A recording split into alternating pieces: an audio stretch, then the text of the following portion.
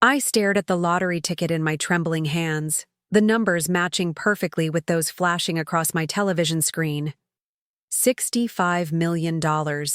After working 3 jobs for most of my adult life, after sacrificing everything, for a family that barely remembered I existed, the universe had finally decided to smile upon me. I, Margaret Wilson, at 67 years old, was now worth more money than I could ever spend in what remained of my lifetime. Before we jump back in, tell us where you're tuning in from, and if this story touches you, make sure you're subscribed, because tomorrow, I've saved something extra special for you. My first thought wasn't about what I would buy for myself. No, my mind immediately went to my children, to Ethan and Rebecca, and how this windfall could change their lives. I could purchase homes for them in those exclusive neighborhoods they always talked about. I could fund my grandchildren's education, through college and beyond. I could finally give them everything I had been unable to provide during those lean, difficult years.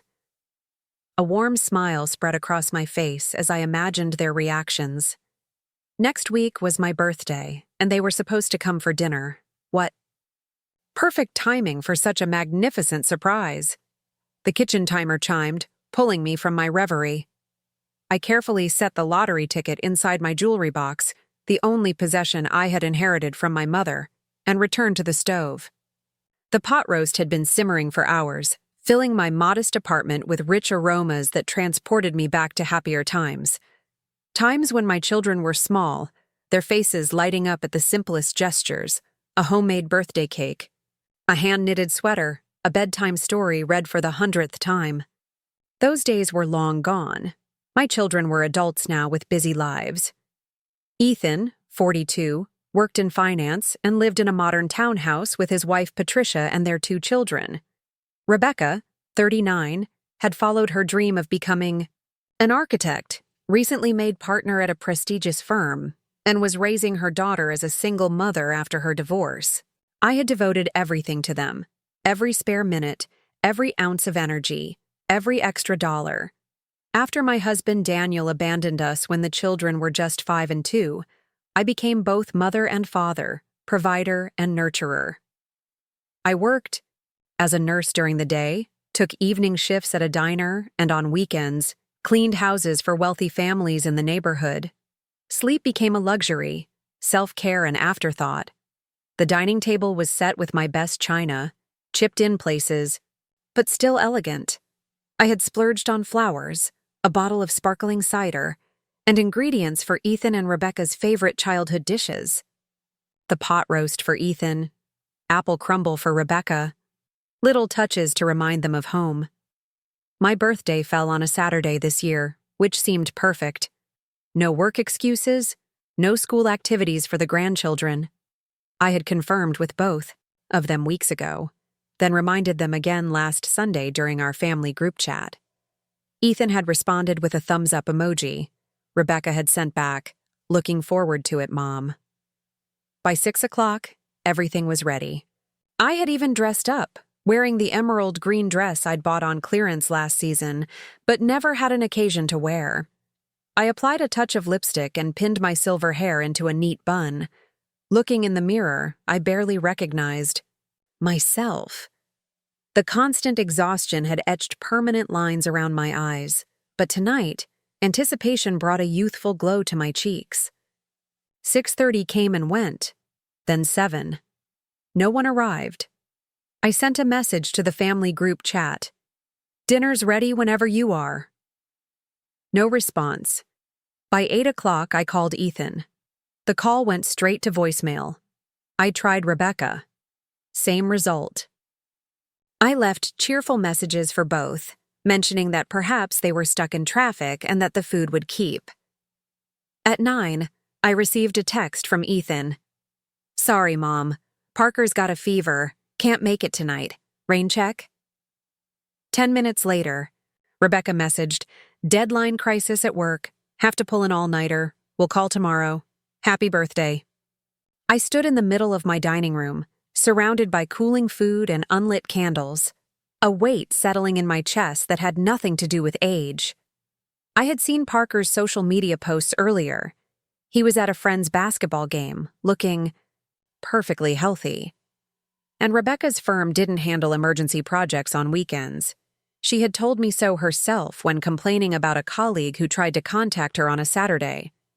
They were lying to me. The realization stung worse than their absence. I carefully wrapped the untouched food and placed it in the refrigerator. I changed out of my dress, wiped off my makeup, and sat on the edge of my bed, staring at the jewelry box that held a fortune my children knew nothing about. I had planned to divide the money equally between them, to finally provide the security and comfort I had never been able to give. Now, doubt crept in like an unwelcome guest. Sleep eluded me that night. I tossed and turned, my mind replaying years of sacrifice. The time I worked through pneumonia because we needed money for Ethan's soccer camp. The art classes I paid for by taking extra weekend shifts when Rebecca showed talent with a pencil. The countless school events I attended, exhausted but present, clapping louder than anyone else as my children received awards and accolades. The college tuitions I somehow managed to cover, leaving myself with nothing for retirement. By morning, I had made a decision. I would not immediately tell them about the lottery win. Instead, I would wait and watch. Perhaps their behavior had a reasonable explanation. Perhaps I was being overly sensitive. I needed to be sure before sharing news that would change all our lives. Sunday passed without a call from either of them. No birthday wishes, no apologies, just silence. On Monday, I deposited the lottery ticket at the state lottery office, opting for anonymity and the lump sum payment. After taxes, I would receive approximately $38 million. The financial advisor provided by the Lottery Commission suggested various investment options, and I listened carefully, asking questions that seemed to surprise him with their astuteness. What he didn't know was that I had spent decades managing household finances on a shoestring budget, developing skills that many financial professionals would envy. "Mrs. Wilson," he said as our meeting concluded, "most winners come in here with a list of things they plan to buy. Cars, houses, boats. You haven't mentioned a single purchase for yourself." I smiled faintly. "I've learned to need very little, Mr. Reynolds, but I'll think about it." That evening, I finally received a call from Rebecca. "Mom, I'm so sorry. About Saturday, this project is killing me." "It's all right, dear," I responded, keeping my tone light. "How's Emma?" "She's great. Actually, she's been asking about you. We should plan a visit soon."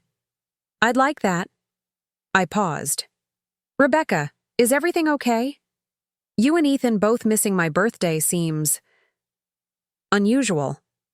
The hesitation on her end lasted just a beat too long. "Everything's fine, Mom. Just busy. You know how it is. Listen, I've got to run. Another meeting. Love you." The call ended before I could respond. I sat with my phone in hand, an uncomfortable suspicion forming in my mind. I opened Facebook, a platform I rarely used, and checked Rebecca's page. There it was, photos posted Saturday night. Preparing and narrating this story took us a lot of time, so if you are enjoying it, subscribe to our channel. It means a lot to us. Now back to the story. Rebecca, Ethan, their children, and Daniel, my ex-husband, all smiling at what appeared to be an upscale restaurant. The caption read, "Wonderful evening celebrating Dad and Gloria's 15th anniversary." Gloria, Daniel's second wife. The woman he left us for when our children were barely out of diapers. The woman who had never worked a day in her life while I scrubbed floors and changed bedpans to feed the children she now posed with so comfortably. I closed the app, my hands shaking. They had chosen her celebration over my birthday. After everything I had sacrificed, everything I had given up, I wasn't even worth an honest explanation. The next morning, I withdrew $10,000 in cash, a small fraction of my new wealth, but more money than I had ever held at once. I drove to Eastridge, an affluent community 30 minutes from my apartment complex. I had cleaned houses here years ago, admiring the spacious rooms and manicured lawns while dusting furniture that cost more than my monthly rent. A real estate agent named Melanie showed me 3 properties. The third one, a Mediterranean-style villa with a garden that wrapped around a swimming pool, felt right.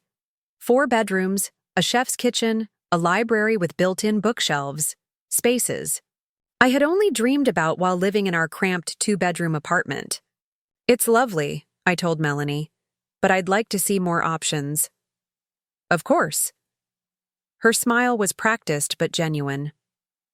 "May I ask what your budget is? It would help me narrow down the selections." $5 million, I replied calmly. Melanie's professional demeanor slipped for just a moment, her eyes widening slightly before she recovered. "I see. Well, that opens up some truly exceptional properties. Would you prefer to remain in Eastridge, or would you consider Bellwood Hills? There's a stunning estate that just came on the market there." By the end of the week, I had purchased a home in Bellwood Hills for $2 million. Cash, no mortgage. The previous owners had left much of their custom furniture, preferring to start fresh in their new home in Europe. I hired a service to clean the house from top to bottom and engaged a landscaper to maintain the grounds. For the first time in my life, I didn't have to worry about how to pay for these services. I didn't tell Ethan or Rebecca about my move, not yet. But I did inform my landlord that I would be vacating my apartment at the end of the month. When he asked where I was going, I simply smiled and said, "Somewhere new." My next step was to meet with an attorney specializing in estate planning. Walter Abernathy was in his 60s, with silver hair and kind eyes behind wire-rimmed glasses. His office walls were lined with law books and family photographs. "Mrs. Wilson, you mentioned on the phone that you've recently come into a significant inheritance and want to discuss estate planning. Could you tell me more about your situation?" I explained about the lottery win, my 2 children, and my concerns about their recent behavior. "Before I make any decisions about how to distribute this money, I need to understand my options." Walter nodded thoughtfully. "Many lottery winners choose to establish trusts for their beneficiaries. This allows you to set conditions on how and when the money is distributed." "And if I choose not to leave anything to my children?" His eyebrows rose slightly. "That is certainly your right. You can designate any beneficiaries you wish: friends, charities, educational institutions. However, I generally advise clients to think carefully before completely disinheriting close family members. Not just because of potential legal challenges, but because of the permanent nature of such decisions." I nodded, appreciating his candor.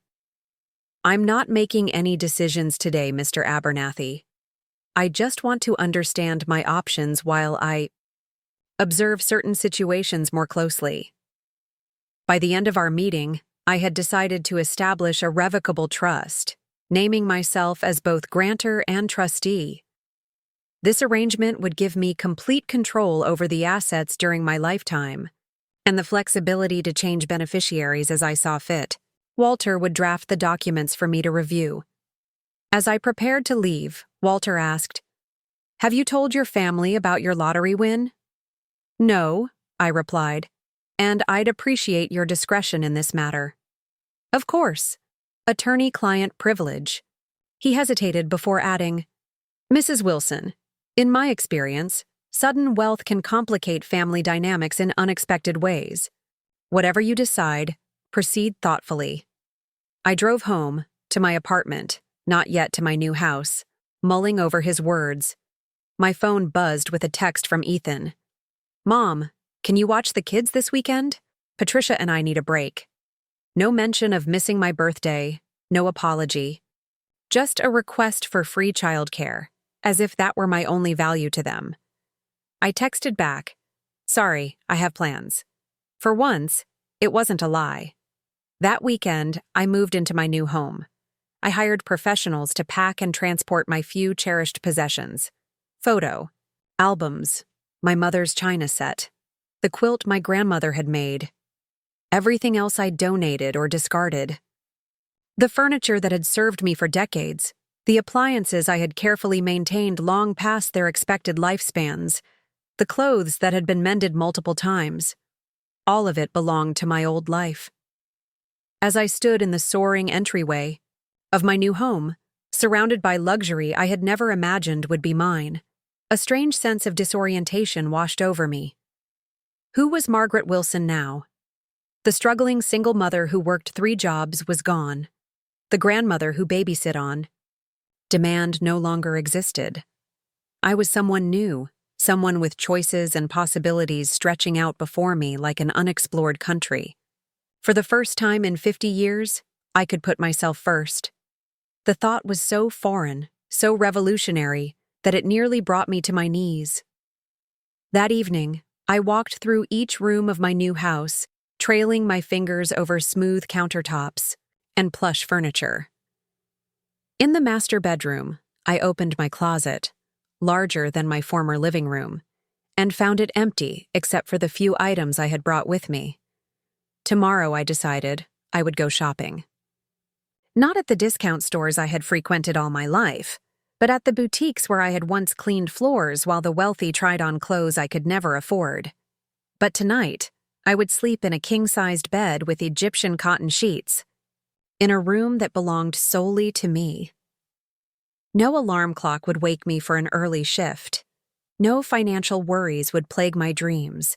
Just peace and the growing certainty that my life had changed forever. The next morning, I woke to sunlight streaming through windows larger than any I had ever owned. For a moment, I didn't remember where I was. Then it all came flooding back. The lottery win, the betrayal, the new house, my new reality.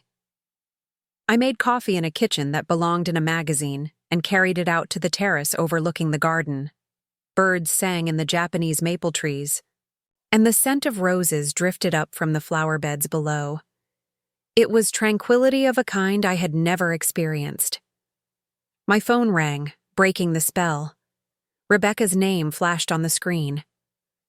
"Mom, where are you?" "I stopped by your apartment and your neighbor said you moved out. What's going on?" I took a sip of my coffee before answering. I decided it was time for a change. "A change?" "Mom, you can't just move without telling us. Where are you living? Did you go to a retirement community? You know you should have discussed this with us first." The concern in her voice might have seemed genuine to someone who hadn't seen those Facebook photos, someone who hadn't been lied to on their birthday. "I found a new place that suits me. Better," I said simply. "And no, it's not a retirement community. But where—" "Rebecca," I interrupted gently, "I've made a decision that's right for me.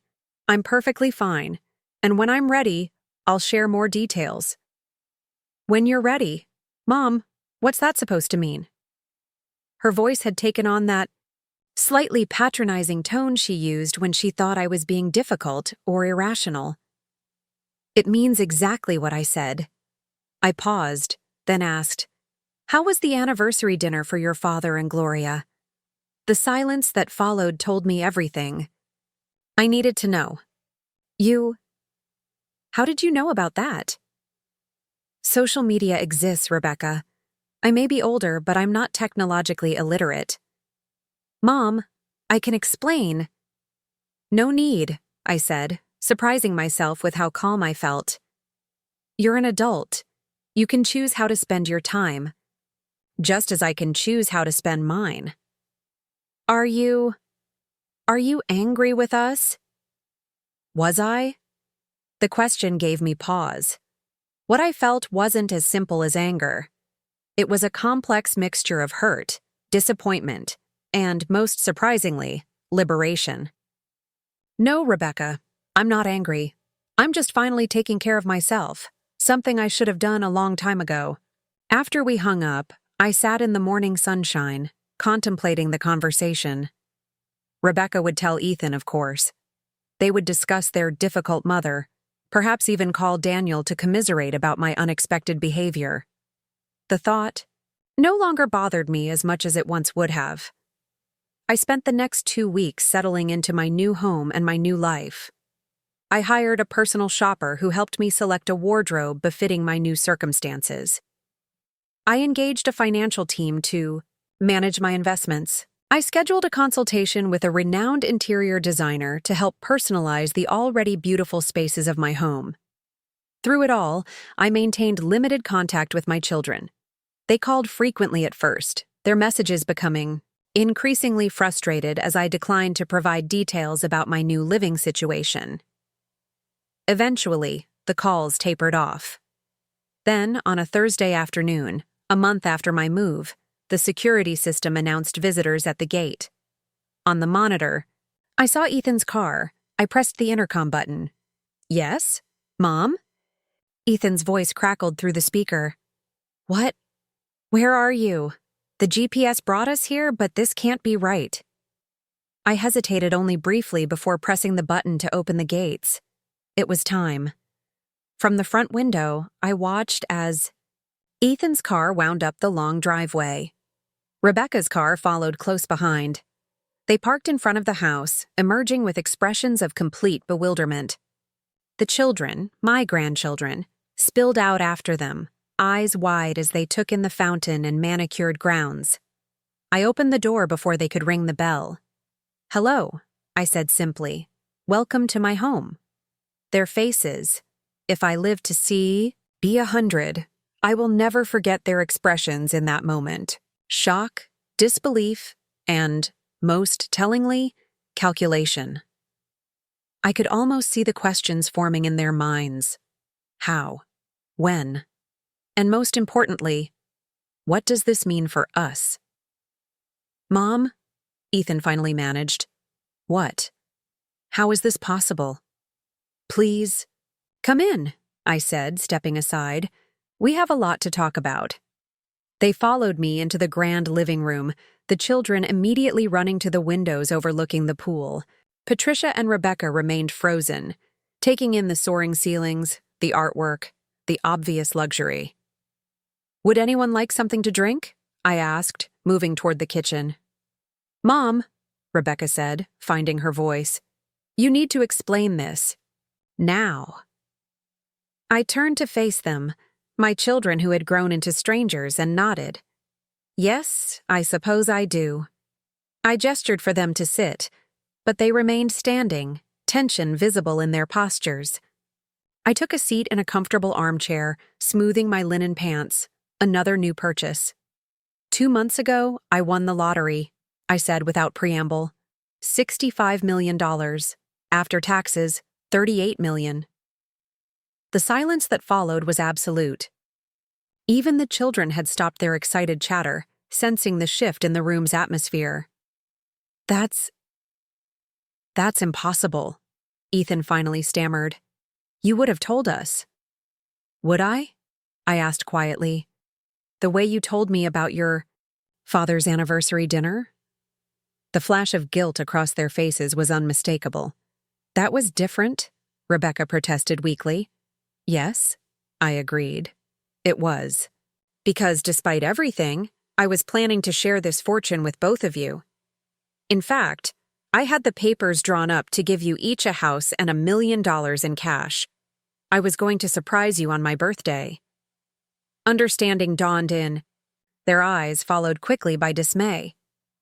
"Mom," Ethan began, his voice taking on the cajoling tone he used when trying to persuade me to babysit on short notice. "We can explain about Dad's dinner. It wasn't what you think." "Actually," I said, "I'm not interested in explanations anymore. What matters is what happens now." "And what is that?" Rebecca asked cautiously. I looked at each of them in turn. These children I had raised alone, sacrificing my own dreams, my health, even my dignity at times, to ensure they had every opportunity I could provide. "That depends on you," I replied. "I've had time to think about our relationship, about what it has been and what it could be. For 50 years, I put your needs before my own. I worked jobs I hated so you could attend the schools you wanted. I went without so you could have extras. I never complained, never asked for recognition. I did it because I loved you. We know that, Mom, Ethan interjected. And we appreciate— I held up my hand, stopping him mid-sentence. Please let me finish. The truth is, somewhere along the way, my devotion became expected. My sacrifices became invisible. I became convenient, a babysitter, an afterthought, someone whose birthday could be missed without consequence. Rebecca's eyes filled with tears. Whether from genuine remorse or the realization of what they might have lost, I couldn't tell. I'm not saying this to hurt you, I continued. I'm saying it because it's the truth, and before we can move forward, we need honesty between us. Move forward? Ethan repeated. What does that mean exactly? I stood and walked to the window, looking out at the garden where a hummingbird hovered near a flowering bush. It means that things will be different now. I will be different. For the first time in my adult life, I have choices. I have freedom, and I intend to use both. Are you cutting us off? Rebecca asked, her voice small. I turned back to face them. No, I'm establishing boundaries. I'm asking for respect. I'm requiring honesty. The money is secondary. But you are going to help us, right? Ethan pressed. I mean, Patricia and I have been looking at houses in Westlake, and with this kind of money— Ethan, Patricia hissed, elbowing him. But it was too late. His words hung in the air, revealing priorities that broke my heart anew.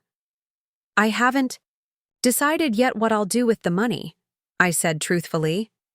Part of it will go to causes I believe in. Some will ensure my comfort for the remainder of my life. As for you and your families? I paused.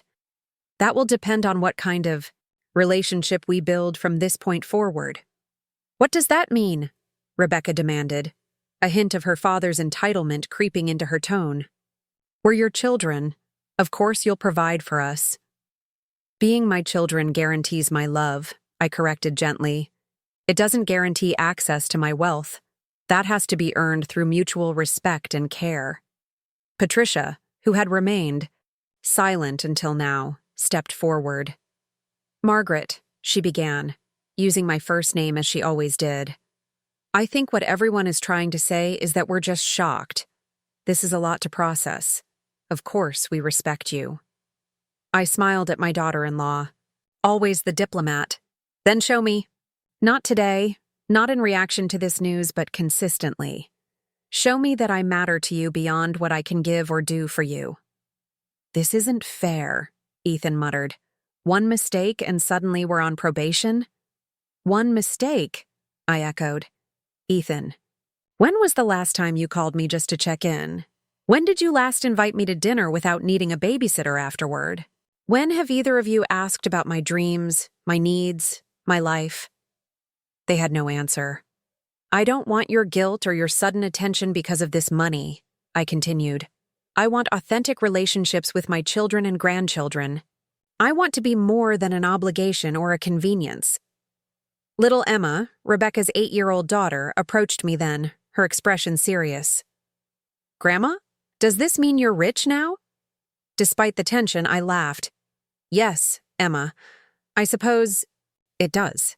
Cool, she said with a child's straightforward acceptance. Can we swim in your pool? And just like that, the heaviness in the room lifted slightly. I nodded, and the children cheered, already pulling at their parents for swimsuits that had fortuitously been packed in the car for a planned stop at a community pool later. As they changed in the guest rooms, I prepared a tray of drinks and snacks, carrying them out to the poolside terrace. The normalcy of the act, caring for my family, felt both familiar and different in this new context. Rebecca joined me as I arranged glasses on the table. Mom, she said hesitantly, I am sorry about your birthday. It was wrong of us to lie. Yes, I agreed. It was. I don't want your money, she continued. Well, I mean, I wouldn't turn it down, she amended with a small smile. But that's not what matters to me. I don't want to lose you. I studied my daughter's face. So like mine had been at her age, before life had carved its lessons into my skin. You won't lose me, Rebecca. That's not what this is about. But our relationship needs to change. It needs to become more balanced, more honest. She nodded slowly. I understand. Or at least I'm trying to. That's all I ask, I said, squeezing her hand. Later, as I watched my grandchildren splash in the pool under the watchful eyes of their parents, I reflected on the day's revelations. The reactions had been about what I expected: shock, followed by calculations of personal benefit, followed by a gradual recognition that something fundamental had shifted in our family dynamic. Whether this shift would lead to genuine change or merely superficial adjustments designed to secure financial advantage remained to be seen. But for the first time in decades, I felt a sense of agency in my relationships with my children. I was no longer the supplicant, grateful for whatever scraps of attention they deigned to offer. I was a woman with choices, with power. Not just financial power, but the power that comes from knowing your own worth. As the sun began to set, casting long shadows across the terrace, Ethan approached me. He sat in the chair beside mine, his expression uncharacteristically thoughtful. You know, he began, when I was about 12, I remember coming home from school one day and finding you asleep at the kitchen table. You were still in your nursing uniform, and there was a pile of bills next to you. I didn't understand then what that meant. How exhausted you must have been. How worried about money. I remembered that day too. I had worked a double shift after being up all night with Rebecca, who had the flu. The bills had included a final notice for the electric company and a tuition statement from Ethan's private school. A school I could barely afford, but kept him in because of the opportunities it provided. You never complained, he continued. Not once. You just handled everything. And somewhere along the way, I started taking that for granted. He looked at me directly. I'm sorry, Mom. Not just for the birthday, but for not seeing you. Really seeing you. The simple acknowledgement brought tears to my eyes, not because it erased the past hurts, but because it suggested the possibility of something better for our future. Thank you, I said softly. We sat in companionable silence for a while, watching the children play. Eventually, he asked, So what are you going to do now, with your life? I mean, not just the money. The question surprised me. It was exactly the kind of thing I had been yearning for them to ask. I'm not entirely sure yet, I admitted. Travel, certainly. I've always wanted to see Paris, Venice, Tokyo, beyond that. I smiled. I'm considering options. Maybe starting a foundation for single mothers. Maybe going back to school. At your age? The words slipped out before he could stop them. Rather than being offended, I laughed. Yes, Ethan, at my age. Learning doesn't have an expiration date. He had the grace to look embarrassed. No, of course not. I just meant... Never mind. I think that's great, Mom. As the evening progressed, I ordered pizza delivery, much to the delight of the grandchildren, and we ate on the terrace. The conversation flowed more easily than it had in years. Perhaps because the dynamics had shifted, perhaps because my children were finally seeing me as a person rather than just their mother. When it was time for them to leave, there were awkward hugs and promises to call soon. I watched from the doorway as their cars disappeared down the driveway, a mix of emotions swirling within me. Hope, caution, a lingering sadness for what had been lost, and a tentative optimism for what might still be built. Inside, I moved through the quiet house, turning off lights, straightening cushions, small habits from a lifetime of caring for a home and its occupants. In my bedroom, I opened the jewelry box that now sat on an antique vanity. The lottery ticket was gone, replaced by the official documents of my wealth, but the memory of that moment of discovery remained vivid. The next morning, I called Walter Abernathy, my attorney. I'd like to make some adjustments to my trust, I told him. Of course, Mrs. Wilson. What did you have in mind? I want to establish educational trusts for my grandchildren, I explained. And I'd like to create a foundation focused on supporting single parents, particularly those seeking education or career advancement. Excellent choices, Walter said approvingly. And for your children? I considered the question carefully. The previous day's interactions had been promising but not conclusive. Words needed to be backed by consistent actions. Let's wait. On that, I decided. For now, I'd like to focus on the grandchildren and the foundation. Over the following months, a gradual transformation took place in my relationships with Ethan and Rebecca. There were setbacks, certainly, moments when old patterns reasserted themselves, times when I felt them calculating what behaviors might unlock my fortune. But there were also genuine connections forming, conversations that went beyond the superficial, invitations that came without requests attached. Rebecca began stopping by on her way home from work, sometimes bringing dinner, sometimes just sitting with me on the terrace as twilight settled over the garden. She shared her struggles at the architectural firm, her worries about Emma, her tentative steps toward dating again after her divorce. For perhaps the first time, we spoke as adults, as women, not just as mother and daughter. Ethan's transformation was slower, more cautious. He had always been more like his father, practical, focused on material security. But even he began to change, asking about my foundation plans, offering to help with investment strategies, showing interest in my life beyond what it might mean for his financial future. 6 months after moving into my new home, I hosted a garden party to celebrate the launch of the Second Chance Foundation, my initiative to support single parents seeking education and career advancement. The garden bloomed with early summer flowers, and caterers circulated with champagne and hors d'oeuvres among the guests, who included community leaders, potential donors, and beneficiaries of the program. Ethan and Rebecca arrived early to help with final arrangements. As I watched them greeting guests, explaining the foundation's mission with genuine enthusiasm, I felt a surge of pride not just in them, but in myself. I had raised children who could grow, who could learn, who could become better versions of themselves when given the opportunity. Later, as the party wound down and most guests had departed, Rebecca found me sitting by the pool, enjoying a quiet moment. "Mom," she said, joining me, "I've been thinking about something." "What's that?" "If you hadn't won the lottery, if none of this had happened, I'm not sure we would have ever fixed our relationship. I might have gone on taking you for granted, forever." She twisted her hands in her lap. "That scares me, that I could have been so blind." I reached over and covered her restless hands with mine. "But you're not blind anymore.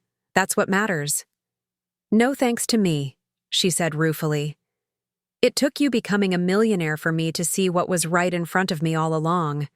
"Sometimes," I said gently, "we need dramatic circumstances to shake us out of established patterns. The important thing is that when the wake-up call came, you answered it." She leaned her head against my shoulder, a gesture so reminiscent of her childhood that my heart constricted. "I love you, Mom. Not because of any of this."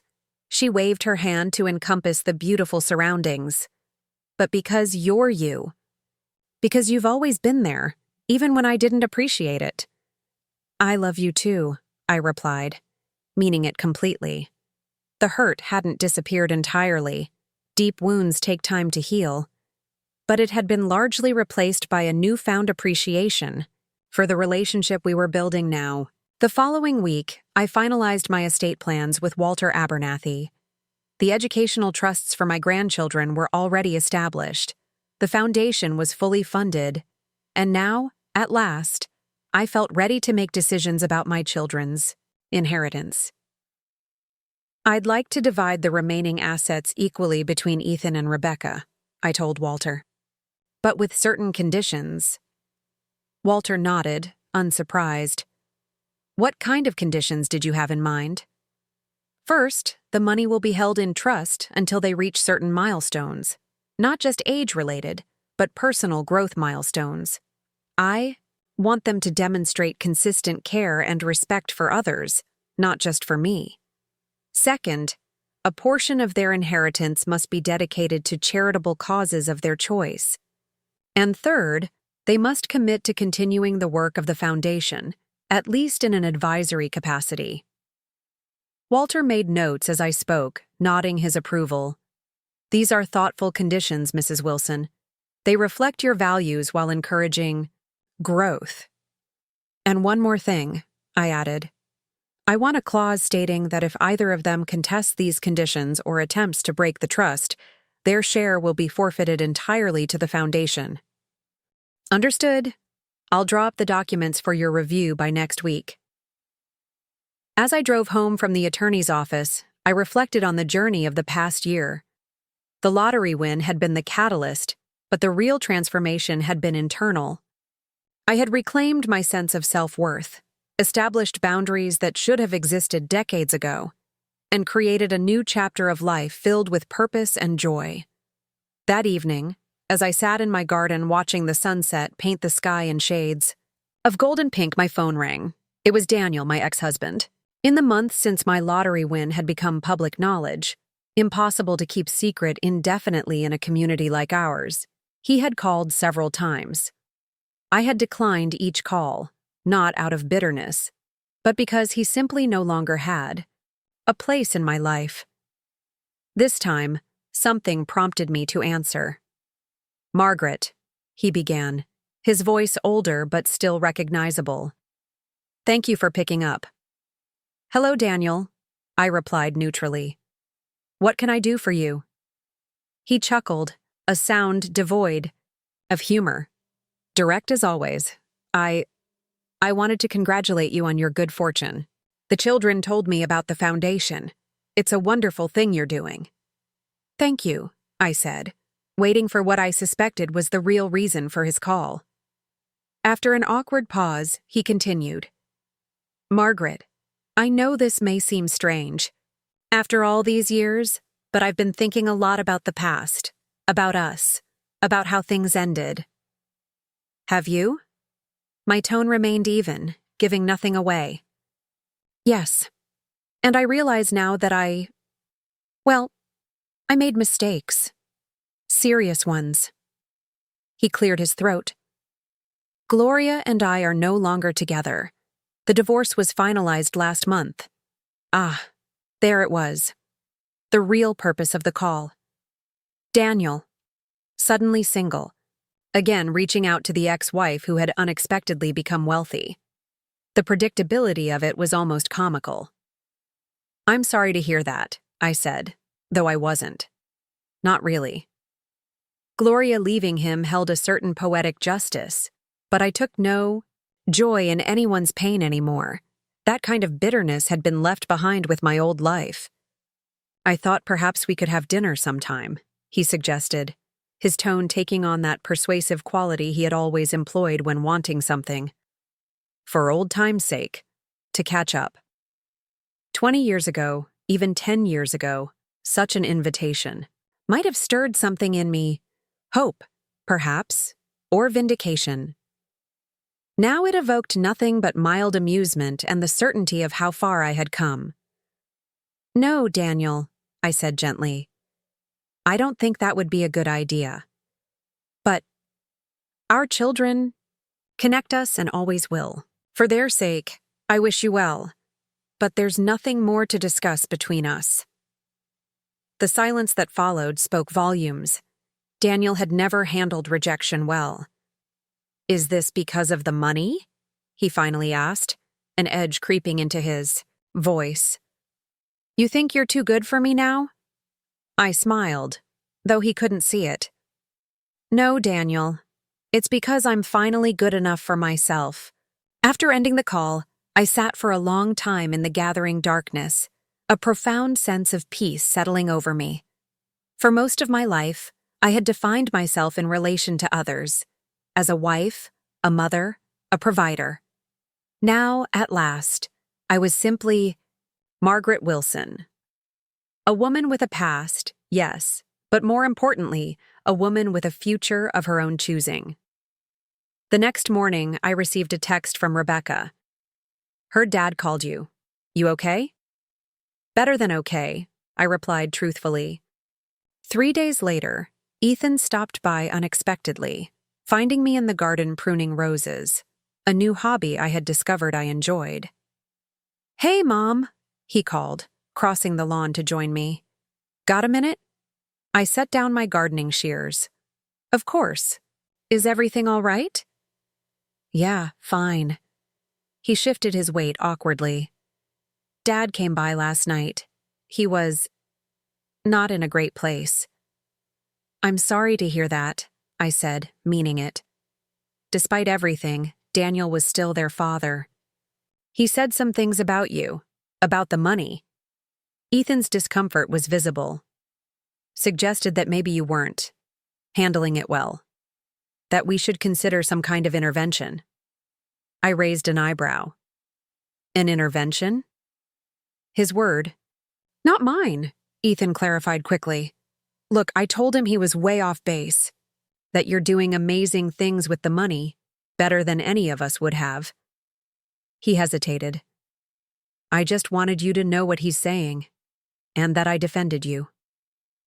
The earnestness in his eyes, the protective stance he had taken, these were new. For the first time in decades, my son had stood up for me, had seen through manipulation aimed at harming me, and had chosen to warn me rather than side against me. "Thank you, Ethan," I said simply. "That means a lot." He nodded, seeming relieved. "So, need help with those roses? I don't know much about gardening, but I can follow instructions." And so my son spent the afternoon learning to prune roses, the two of us working side by side in companionable conversation about everything and nothing. His work, my foundation plans, Parker's latest school achievement, my upcoming trip to Europe. It was the most normal, natural interaction we had shared in years, unburdened by expectations or obligations. As summer turned to fall, my new life settled into rhythms both familiar and novel. The Foundation's first scholarship recipients began their educational programs, sending me updates that I treasured. I enrolled in art history classes at the local college, fulfilling a lifelong interest that had always been deferred for more practical concerns. I traveled, first to Paris, where I stood before the Mona Lisa with tears in my eyes, then to Venice, where I rode gondolas through ancient canals, and finally to Kyoto, where I found unexpected peace in centuries-old gardens. Through it all, my relationship with my children continued its cautious evolution. There were setbacks, moments when old patterns threatened to reassert themselves. Rebecca, stressed about a work deadline, snapped at me when I couldn't babysit Emma on short notice. Ethan, facing financial difficulties after an investment went sour, hinted strongly about needing a loan. But unlike before, I maintained my boundaries. I suggested Rebecca hire a babysitter from the service I recommended. I advised Ethan to consult with my financial team rather than offering a direct bailout. Each time, after initial resistance, they adjusted. Slowly, steadily, our relationships became more balanced, more honest, and ultimately, more loving.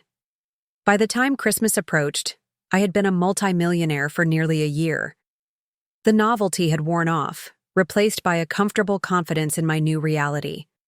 For the holiday, I decided to host my first family gathering in my new home. In years past, Christmas had been a stressful time for me, cooking for days, spending more than I could afford on gifts, watching my ex-husband's family receive credit for contributions I had made. This year would be different. I hired caterers for the main meal, but prepared a few special dishes myself. I selected thoughtful gifts that reflected genuine connection rather than obligation. I decorated the house with an elegance I had always admired but never been able to achieve before. On Christmas Eve, as snow fell gently outside the windows, my family gathered in the warm glow of the living room. The grandchildren's excitement was infectious as they placed final ornaments on the towering tree. Rebecca and her new boyfriend, a kind history professor she had met through my foundation work, helped arrange presents. Ethan and Patricia, working through their marital difficulties with the help of counseling I had discreetly arranged, sat close together on the sofa, their shoulders touching in a way they hadn't in years. My gaze swept over the scene, this tableau of family connection that I had always longed for but rarely experienced. The irony wasn't lost on me, that financial abundance had ultimately led to emotional abundance as well, though not in the direct way one might expect. The money hadn't bought my children's love or respect. Rather, it had given me the freedom to require both, to establish boundaries that forced growth, to create space for genuine relationships to form. After dinner, as we gathered again in the living room, Emma approached with a carefully wrapped package. "Grandma, we made this for you at school," she said, her expression serious. "But I added extra things at home." Inside was a handmade scrapbook. The first page showed photographs of me throughout the years, holding newborn twins, standing proudly at their high school graduations, cradling my first grandchild. Beneath each image, Emma had written captions. Grandma working 3 jobs to support Mom and Uncle Ethan. Grandma at Mom's college graduation after paying for tuition. Grandma taking care of me when Mom was sick. I looked up in surprise. "How did you know all this?" Emma glanced at Rebecca. "Mom told me. She said you were the strongest person she knew and that we didn't always see it before." The tears came then, unbidden and unstoppable. Rebecca crossed the room to sit beside me, her own eyes wet. "I've been talking to Emma about our family history," she explained softly. "The real history, not the sanitized version. I want her to understand sacrifice and strength when she sees it." Later that night, after the children were in bed and the adults sat around the fire with glasses of wine, Ethan raised his glass in a toast. "To Mom," he said, his voice thick with emotion, "who taught us about generosity when she had nothing to give but time and love, and who taught us about dignity and self-worth when fortune finally smiled on her." "To Mom," the others echoed, lifting their glasses. In that moment, surrounded by the family I had always loved, but who were only now learning to truly love me in return, I understood that my greatest fortune had nothing to do with the lottery. It was this hard-won wisdom, this reclaimed self-respect, this belief that it is never too late to change the story of your life. The new year brought fresh beginnings. My foundation expanded, opening a childcare center where single parents could leave their children while attending classes or job interviews. I accepted a position on the board of the local community college, advocating for programs tailored to older students returning to education, and I began writing my memoir, not for publication but for my grandchildren, a record of a life that had known both struggle and triumph. Spring arrived with an unexpected opportunity. A small art gallery in town was closing, its elderly owner retiring without a succession plan. On impulse, I purchased the business, transforming it into a showcase for emerging artists with a special emphasis on work by single parents. The gallery became my joy, a place where I spent most afternoons, meeting artists, selecting exhibitions, hosting small gatherings that celebrated creativity and resilience. Rebecca began bringing Emma to the gallery after school, the child's natural artistic talent flourishing under the guidance of the artists who frequented the space. Watching my granddaughter discover a passion that I had never had the luxury to pursue myself brought a special kind of fulfillment, the sense that through her, something broken in our family line was being healed. Ethan, too, found a connection to my new venture. His company began sponsoring exhibitions, featuring artwork in their corporate headquarters, creating opportunities for artists who might otherwise have remained undiscovered. It was, he told me, the most fulfilling aspect of his work. On a warm evening in May, as I prepared to close the gallery after a particularly successful exhibition opening, Daniel appeared at the door.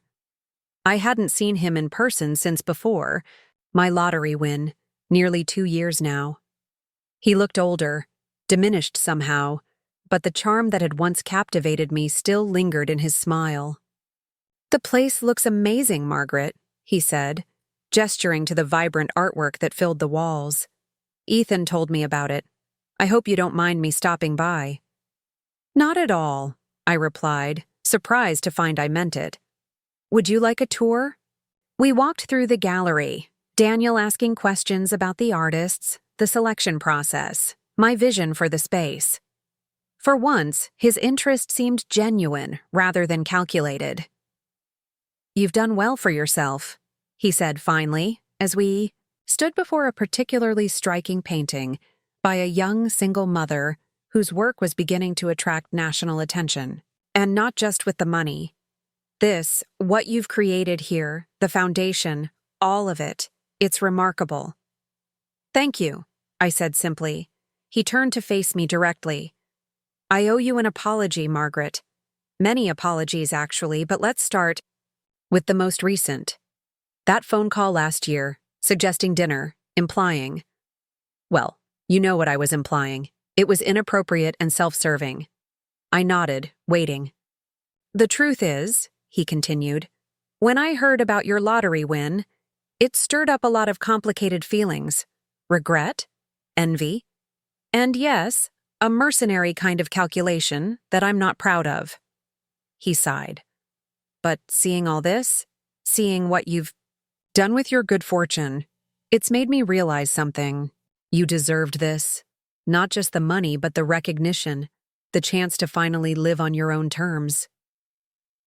The words were unexpected, touching a place in me that I thought had long since scarred over. Not because I still cared about Daniel's opinion, those days were far behind me, but because there was a simplicity to his acknowledgement that felt like the closing of a circle. "Life is strange," I offered. "If you had been a better husband, if you had supported me instead of betraying me, I might never have developed the strength that carried me through those difficult years. And without that strength, I'm not sure I would have handled this wealth in the same way." He considered this, then nodded slowly. "So, in a way, my failures contributed to your ultimate success. That's a humbling thought." "I prefer to think of it as finding purpose in pain," I replied. "Everything we experience shapes us. The question is whether we allow it to diminish us or strengthen us." As Daniel prepared to leave, he hesitated at the door. "The kids are planning something for your birthday next month. A surprise party, I think. I'm not invited, of course. But I wanted you to know that they've been working on it for months. They're different now. More thoughtful. More appreciative. You've changed them, Margaret." "We've changed each other," I corrected gently. After he left, I moved through the quiet gallery, turning off lights, securing artwork, my mind drifting over the strange trajectory that had brought me to this point. From a struggling single mother to a wealthy benefactor. From someone whose value was measured in what she could provide to others. To a woman who had reclaimed her inherent worth. The journey hadn't been easy or straightforward. There had been moments of doubt, of hurt, of anger so intense it threatened to consume me. But through it all, I had found my way to a truth that had eluded me for most of my life. That love, real love, exists in balance. It requires both giving and receiving, both sacrifice and boundaries, and most importantly, it begins with loving oneself. My birthday arrived on a perfect June day, the kind where the sky seems impossibly blue and every flower appears to have opened overnight. I spent the morning at the gallery, then closed early to prepare for a small dinner I had planned with Rebecca and Emma. Ethan and his family were supposedly out of town for a baseball tournament, or so they had told me. When I arrived home, the house was quiet, the driveway empty save for my car. I unlocked the door, stepping into the familiar entryway with a contented sigh. Then I noticed the trail of rose petals leading toward the garden doors. Following them, I emerged onto the terrace to find my entire world waiting. Not just Ethan and Rebecca and their families, but the scholarship recipients from my foundation, artists from the gallery, neighbors who had become friends, colleagues from the community college board, and in the background, the staff who had helped bring my vision to life over the past 2 years. "Surprise!" they called in unison, their faces alight with genuine joy. Emma ran forward, taking my hand to lead me to a seat of honor decorated with flowers and ribbons. "We've been planning forever," she confided. "Mom made me promise not to tell, and it was really hard." The garden had been transformed. Strings of lights hung from trees, tables covered with white cloths held floral centerpieces, and a small stage had been erected at one end where a jazz quartet played softly. It was elegant, thoughtful, and completely unexpected. Rebecca approached, with a glass of champagne. "Happy birthday, Mom," she said, kissing my cheek. "Are you surprised?" "Completely," I admitted, looking around in wonder. "How did you manage all this?" "It wasn't easy," Ethan chimed in, joining us. "You're not exactly the most predictable person these days. With your classes and gallery and foundation meetings, we had to create a shared calendar just to track your movements." The thought of my children collaborating on something meant solely to bring me joy was almost overwhelming. "Thank you," I said simply. "This is perfect." The evening unfolded like a dream. We dined on my favorite foods, prepared by a chef Ethan had hired from my preferred restaurant. There were speeches, heartfelt words from Rebecca about the example I had set for Emma, a moving tribute from Ethan acknowledging the sacrifices I had made, and unexpected testimonials from scholarship recipients whose lives had been changed by the foundation. As night fell and the stars emerged above us, Rebecca clinked her glass to gain everyone's attention. "We have one more surprise," she announced. "Mom, could you come to the stage?" Puzzled, I made my way forward. Rebecca and Ethan joined me, standing on either side. "2 years ago," Rebecca began, "our mother won the lottery. But what she did with that victory showed us that she had been a winner all along. She took an unexpected fortune and transformed it into something meaningful, not just for herself, but for countless others." Ethan continued, "We didn't always see her clearly. We took for granted the strength that carried her through decades of challenges. We overlooked the wisdom that guided her choices when sudden wealth might have led others astray. Tonight," Rebecca said, her voice thick with emotion, "we want to acknowledge not just who she became after the lottery, but who she always was. A woman of extraordinary courage, compassion, and dignity." Together, they unveiled a large object covered with a cloth. As the fabric fell away, I gasped. It was a portrait, an oil painting showing me seated in the gallery, surrounded by artwork, my expression peaceful and proud. The artist had captured something in my eyes that I had only recently come to recognize in myself: a quiet confidence, a serene self-possession. "This will hang in the gallery's permanent collection," Ethan explained. "The artist is one of your scholarship recipients. She worked from photographs, wanting to capture the woman who had given her a second chance." I stood speechless, staring at this image of myself. Not as the exhausted single mother I had been for so long, not as the overlooked grandmother I had become, but as the woman I had finally allowed myself to be. Successful, respected, complete in herself. "Thank you," I managed finally, embracing my children, "for seeing me." Later, as the party continued around us, I found a quiet moment with Rebecca and Ethan. "You know," I said reflectively, "when I first won the lottery, I thought it was the money that would change everything. And in some ways it did. But the real change came from something much more valuable." "What's that?" Ethan asked. "The courage to finally value myself as much as I had always valued others," I replied. "To require respect rather than beg for it. to establish boundaries instead of endlessly sacrificing myself. Rebecca nodded, understanding dawning in her eyes. The money gave you options, but you're the one who chose wisely. Exactly, I agreed. And in doing so, I gave you both something money could never buy: the chance to become better versions of yourselves. Ethan's expression grew serious. I'm glad we got that chance, Mom. I just wish it hadn't taken something so dramatic to wake us up. I squeezed his hand.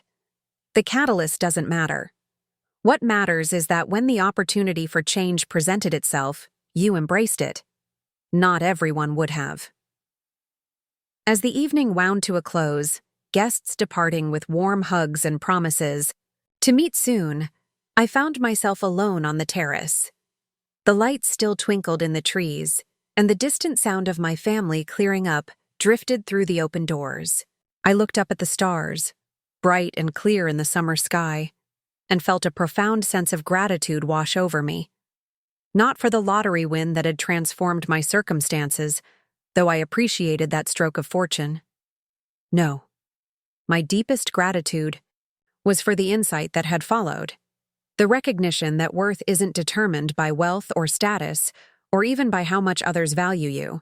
It comes from within, from the courage to stand in your truth, to require respect rather than merely hoping for it, to give love freely but only where it is reciprocated with equal care.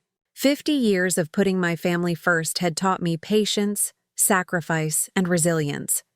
But it took their putting me last, and the unexpected intervention of fate, to teach me the most valuable lesson of all: that it's never too late to rewrite your own story, to claim the life you deserve, to finally, unashamedly, put yourself first.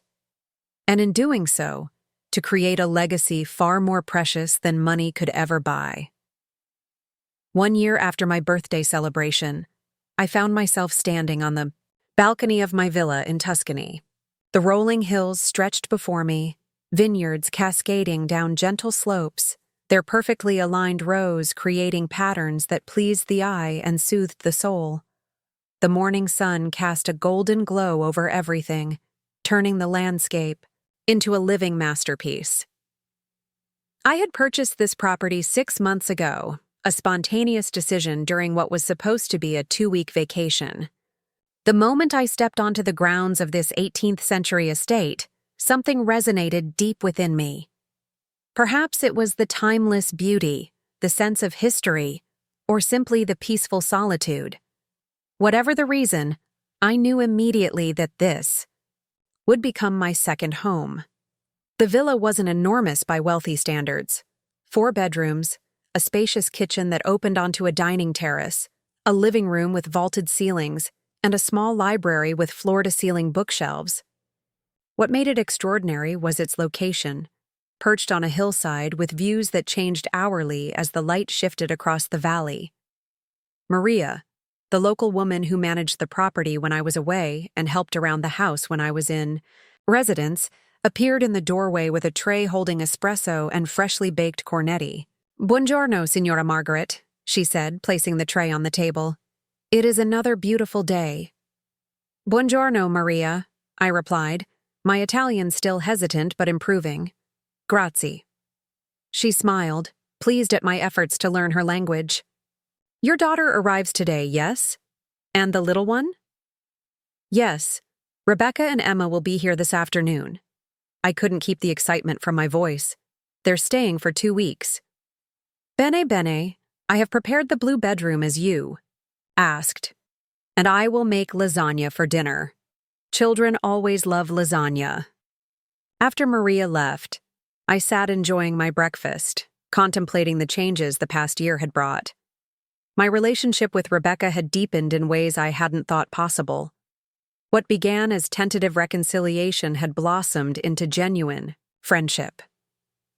We spoke several times a week, sharing details of our lives not out of obligation, but out of genuine interest and affection. Ethan's transformation had been equally remarkable, though different in nature.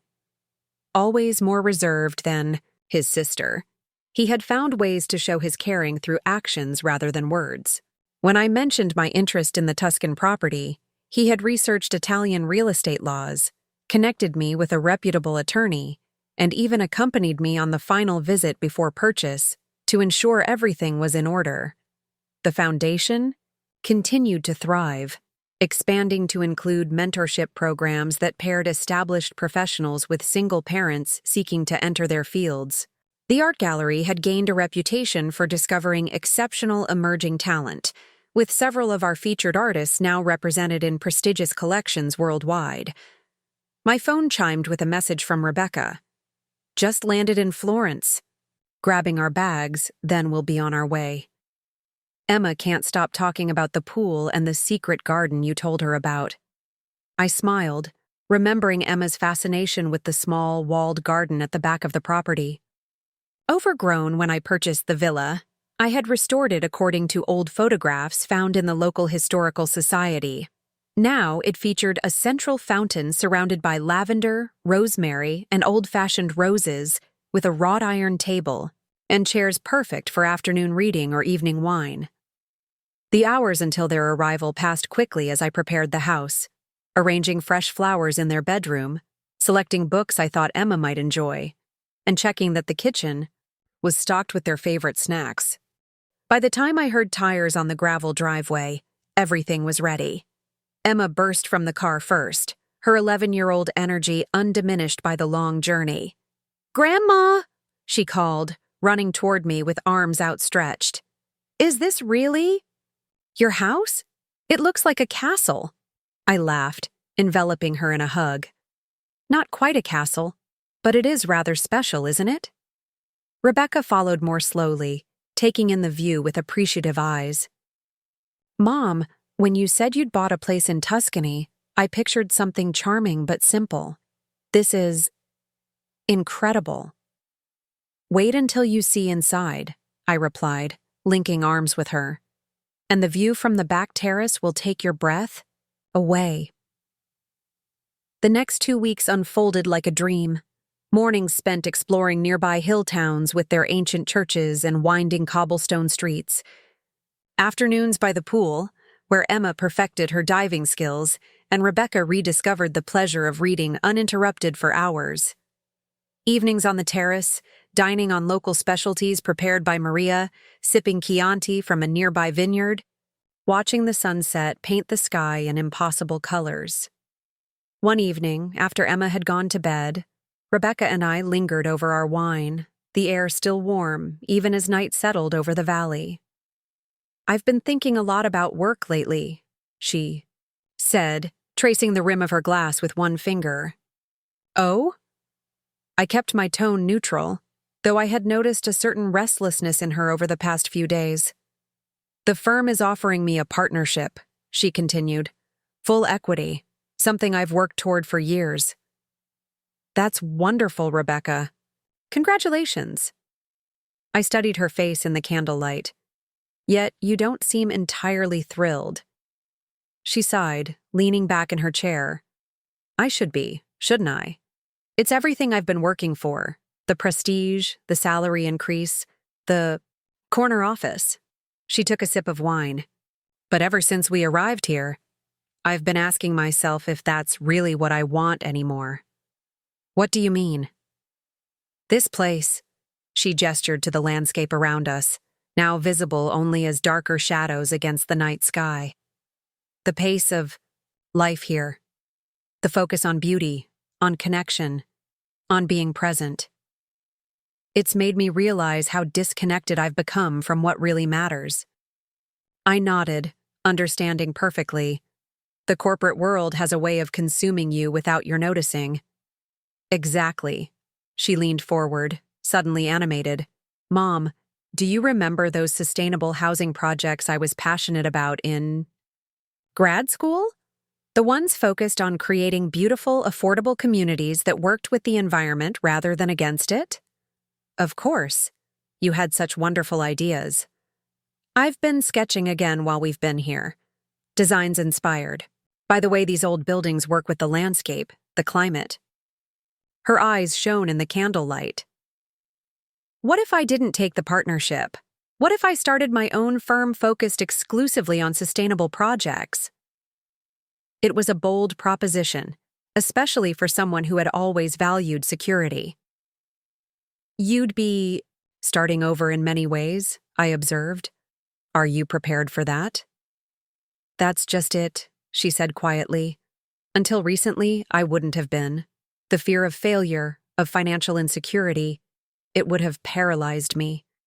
But watching you this past year, seeing how you've embraced completely new challenges at an age when most people are settling into comfortable routines, it's been inspiring.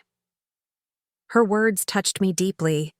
For decades, I had worried that my struggles were teaching my children the wrong lessons, that sacrifice meant erasure of self, that love meant submission, that a woman's worth was measured by what she gave rather than who she was. Now I realized that my later transformation had perhaps been the most important lesson of all. There would be practical considerations, I said, thinking aloud. Office space, initial clients, building a reputation in a new specialty. I've been thinking about that too. Rebecca's expression turned hesitant. The foundation's new headquarters. You mentioned you're still looking for an architect. I smiled slowly, understanding her direction. Are you proposing a collaboration, Ms. Wilson? I am, Mrs. Wilson. She returned my smile.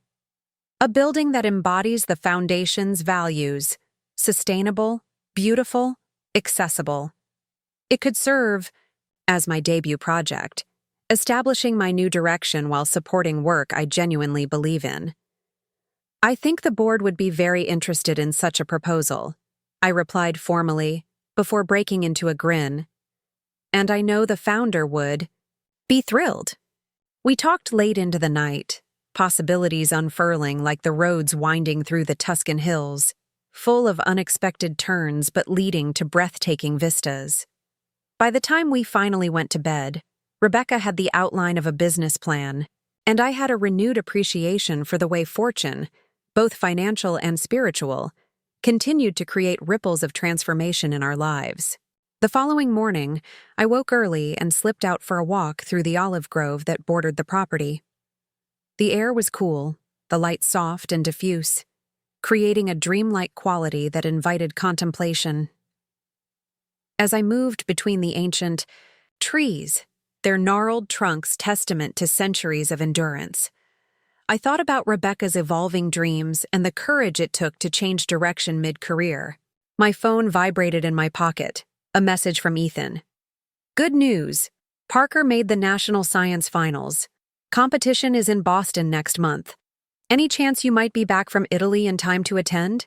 He'd love to have his grandmother there. The simple request, so different from the manipulative tactics of the past, warmed my heart. I typed back immediately. Wouldn't miss it for the world. So proud of him. Give him my love. I continued my walk, making a mental note to arrange my return flight to accommodate the science competition. These were the moments that mattered. Now, not obligations born of guilt or manipulation, but genuine invitations to share in my family's lives, offered with respect for my own schedule and priorities. Returning to the villa, I found Rebecca and Emma in the kitchen, attempting to make crepes under Maria's patient guidance. Flour dusted Emma's cheeks, and Rebecca's usually perfect hair was coming loose from its ponytail. They were laughing, completely absorbed in their culinary adventure. "Grandma," Emma called when she spotted me. "We're making breakfast. Maria says I have natural talent." "Maria is very wise," I replied, accepting a cup of coffee from Rebecca. Those crepes looked delicious. As we ate on the terrace, Emma regaled us with plans for the day, which apparently included swimming, exploring the secret garden, and convincing someone, preferably me, to drive to the gelateria in the nearby village. Her enthusiasm was infectious, her presence a reminder of life's continuing cycles, and the joy of experiencing familiar pleasures through new eyes. After breakfast, Rebecca and Emma headed to the pool while I made some calls related to foundation business. My assistant in the States, Diane, updated me on the progress of our latest initiatives and reminded me of upcoming board meetings that would require my presence once I returned. By the way, she added before ending our call, that profile on you for Women in Philanthropy magazine came out yesterday. They did a beautiful job. I've sent a copy to the villa, but it won't arrive until next week. Thank you, Diane. Could you email me the digital version? Already done. And Margaret, the response has been overwhelmingly positive. You're inspiring a lot of people. After we hung up, I opened my email to find the article. The headline read, Margaret Wilson, Redefining Success and Service at 70. Beside it was a photograph taken at the gallery, showing me in conversation with a young artist whose work we had recently featured. The image captured a moment of genuine connection. Both of us leaning forward slightly, completely engaged in the exchange, surrounded by vibrant canvases that seemed to pulse with life, even in still photography. The article itself was thoughtful and nuanced, focusing not just on the financial aspects of my philanthropy, but on the philosophy behind it. The emphasis on empowerment rather than dependency, on creating sustainable change rather than temporary relief. It traced my journey from single motherhood through career success to unexpected wealth, framing the lottery win not as the most significant event in my life, but as a catalyst that accelerated a process of self-discovery already underway. What moved me most were the quotes from scholarship recipients, gallery artists, and foundation partners, speaking about the impact of our work together.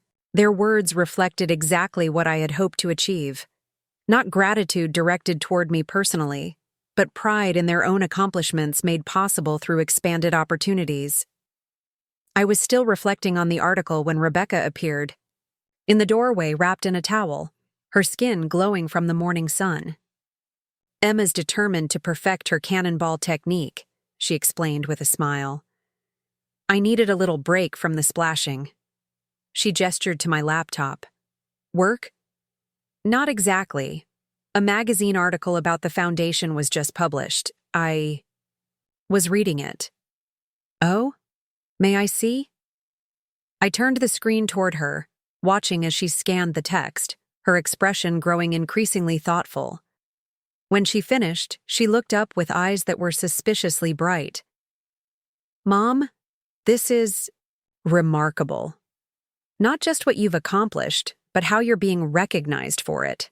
The way they've captured your vision. She shook her head slightly. I remember when you used to clip newspaper articles about my school awards or Ethan's sports achievements and put them on the refrigerator. How does it feel to be the one in the spotlight? The question gave me pause. How did it feel? There was satisfaction, certainly, in seeing my work acknowledged, pride in what the foundation had achieved. But there was something else, too. A sense of rightness, of alignment between my outward actions and my inward values that had been missing for much of my life. It feels like coming home to myself, I said finally. Like all the scattered pieces of who I am have finally come together in a coherent whole. Rebecca nodded slowly. That makes perfect sense, actually. She glanced back at the screen. They mention here that you're working on a memoir. Is that true? In a manner of speaking, I've been recording my thoughts, experiences, lessons learned. Not for publication, it's far too personal for that, but as a legacy of sorts. For Emma and Parker and any other grandchildren who might come along. I smiled. And for myself, too. There's something clarifying about putting your life story into words. I'd like to read it someday, if you'd be willing to share. I'd like that too, I replied, touched by her interest. Though I should warn you, you don't always come off as the heroine in earlier chapters. She laughed, a free, unself-conscious sound that reminded me of her childhood. I should hope not. It wouldn't be honest otherwise. Her expression sobered. You know, one of the most valuable lessons I've learned from you recently is that true relationships can withstand honesty. They're actually strengthened by it. A shout from the pool interrupted our conversation, Emma calling for her mother to witness her newly perfected dive. Rebecca stood, adjusting her towel. "Duty calls," she said with a wry smile. "But Mom, thanks for this." She gestured toward the laptop, encompassing both the article and our conversation, "for showing me what's possible." After she left, I returned to the terrace, drawn again to the view that never failed to center me. The hills, the vineyards, the distant church spire catching the midday sun, all of it so ancient and yet so vibrantly alive. Like me, I thought with a small smile. Aged but not diminished, marked by time but still capable of growth, of beauty, of meaningful contribution. The rest of Rebecca and Emma's visit passed too quickly, filled with small adventures and quiet, moments of connection. We toured a medieval castle, attended a village festival where Emma danced with local children despite the language barrier, and spent an afternoon at a family-owned vineyard, learning about wine production from soil to bottle. In the evenings, we often played board games on the terrace, competitive spirits high, laughter echoing across the valley as darkness fell. On their final night, I arranged a special dinner at a restaurant in a nearby hilltop town where we dined, on the terrace overlooking a panorama of breathtaking beauty. As we finished our dessert, panna cotta for Emma, tiramisu for Rebecca and me, the waiter arrived with a small package wrapped in elegant paper. "For me?" Emma asked, eyes wide, with surprise. "For all of us," I replied. "A memory to share." Inside was a delicate silver bracelet for Emma, engraved with the coordinates of the villa. For Rebecca, a similar necklace, and for myself, a matching piece. "Wherever we are in the world," I explained as they examined their gifts, "we'll always be connected to this place, to this time we've shared." Emma immediately put on her bracelet, admiring how it caught the light. "It's beautiful, Grandma. I'll never take it off." Rebecca's reaction was quieter, but no less emotional. She fastened the necklace around her throat, then reached across the table to squeeze my hand. "Thank you," she said simply, "for everything." The next morning brought the inevitable goodbyes, Emma clinging to me a moment longer than usual, Rebecca promising to call as soon as they landed.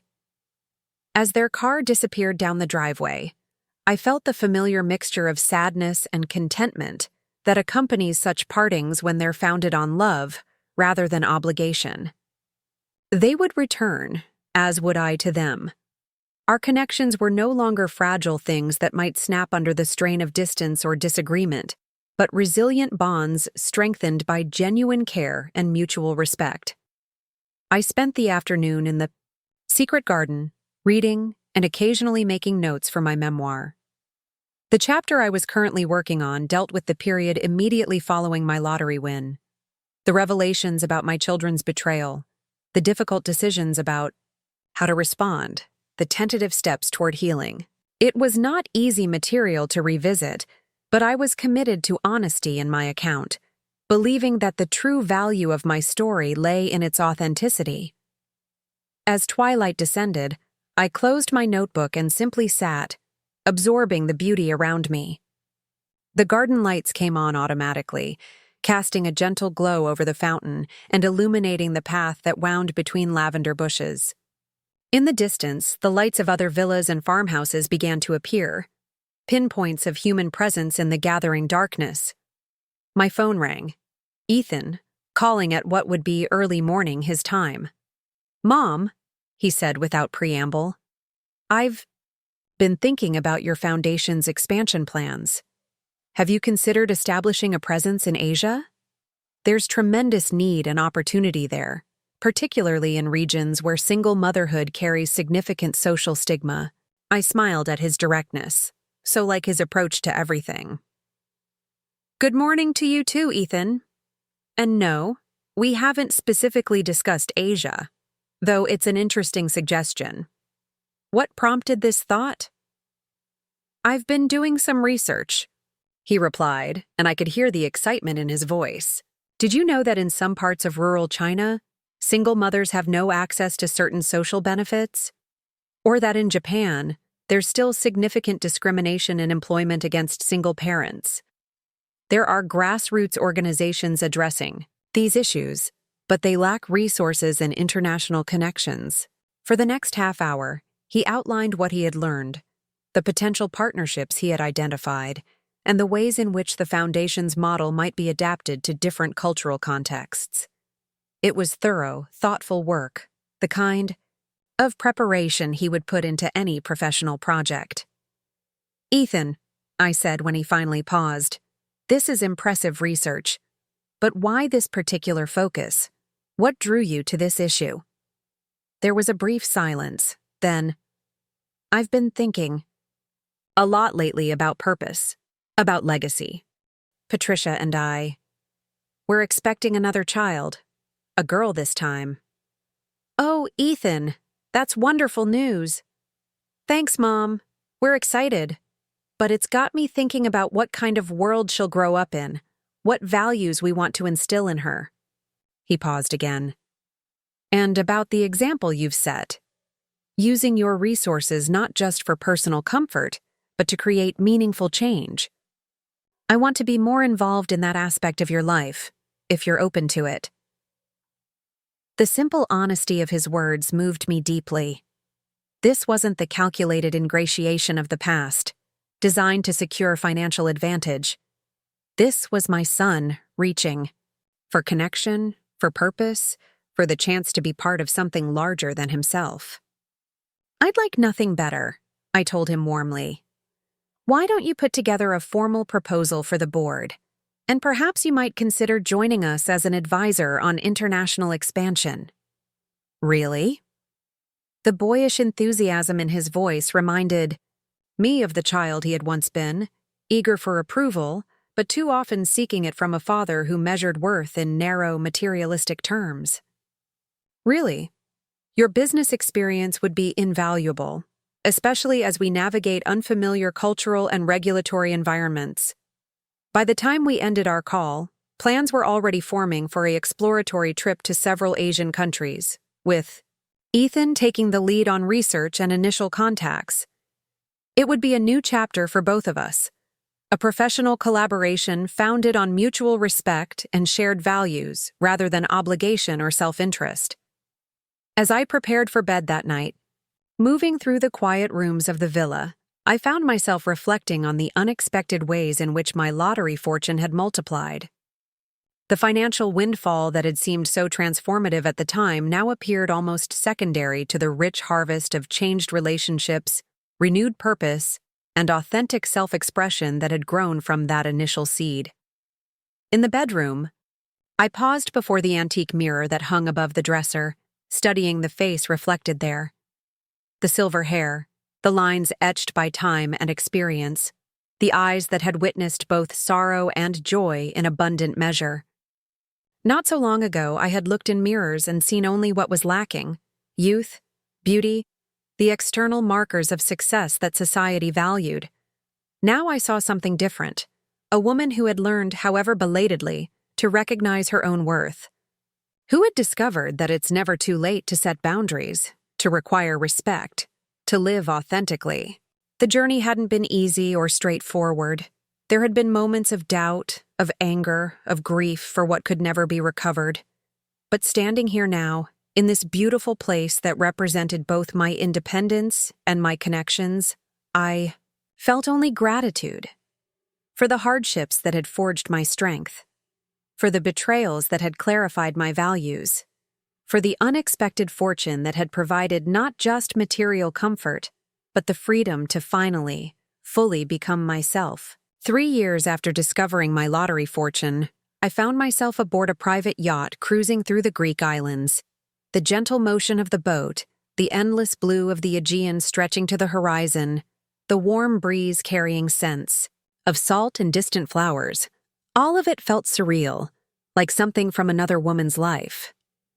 Yet, here I was, Margaret Wilson, once a struggling single mother who counted pennies for groceries, now sipping champagne on the deck of a luxury vessel chartered for my 70th birthday. The milestone had seemed worthy of celebration, not just for the number of years lived, but for the transformation those years had contained. "Another mimosa, Mrs. Wilson?" The steward appeared silently at my elbow, elegant in his crisp white uniform. "No, thank you, Andreas. I'm perfect as is." I smiled, gesturing to the unspoiled view. How could I possibly improve upon this moment? He nodded appreciatively. "We approach Santorini in approximately 1 hour. Lunch will be served on the aft deck in 30 minutes. After he departed, I closed my eyes, letting the sun warm my face. 70 years old. When did that happen? In my mind, I was still the young woman racing between jobs, checking homework, stretching every dollar until it screamed for mercy. It seemed impossible that so much time had passed, that the desperate years of survival had given way to this: abundance beyond imagining, peace beyond expectation. A shadow fell across my face, and I opened my eyes to find Caroline, my personal assistant, standing beside my lounge chair. A recent graduate from the Foundation's scholarship program, she had impressed me with her intelligence, organization, and subtle humor. When my previous assistant retired, Caroline had been the natural choice to take over the position. "Sorry to disturb your relaxation," she said, "but you asked me to remind you about the video call with the board at noon. It's in 20 minutes. Thank you, Caroline. I'll use the study. I've set everything up in there. The documents you requested are on the desk, and I've prepared the presentation slides according to your notes." She hesitated. "Also, your son called. He said it's not urgent, but he'd appreciate if you could call him back before tomorrow." I nodded. "I'll call him after the board meeting." I rose, adjusting my linen tunic. "Have you heard from Ms. Anderson about the Kyoto project?" "Yes, the contracts arrived this morning. I've reviewed them and everything looks in order. They're ready for your signature whenever you have time." "Excellent. Let's handle that after lunch." The study, like everything on the yacht, was a masterpiece of elegant functionality. Rich wood paneling, comfortable leather seating, and state-of-the-art technology blended seamlessly. Through the windows, I could see a distant island, its white buildings gleaming against rocky slopes. The board meeting went smoothly. The Foundation had recently expanded its operations to include programs in 5 additional countries, each adaptation tailored to local needs, while maintaining our core mission of empowering single parents. The financial reports showed healthy growth in our endowment thanks to shrewd investments. The gallery had launched a virtual exhibition platform that was attracting international attention. As the directors signed off, the final face on the screen belonged to Rebecca. Her architecture firm, now 3 years old and thriving, had designed the Foundation's headquarters, a building that had won several sustainability awards and brought her practice significant recognition in the industry.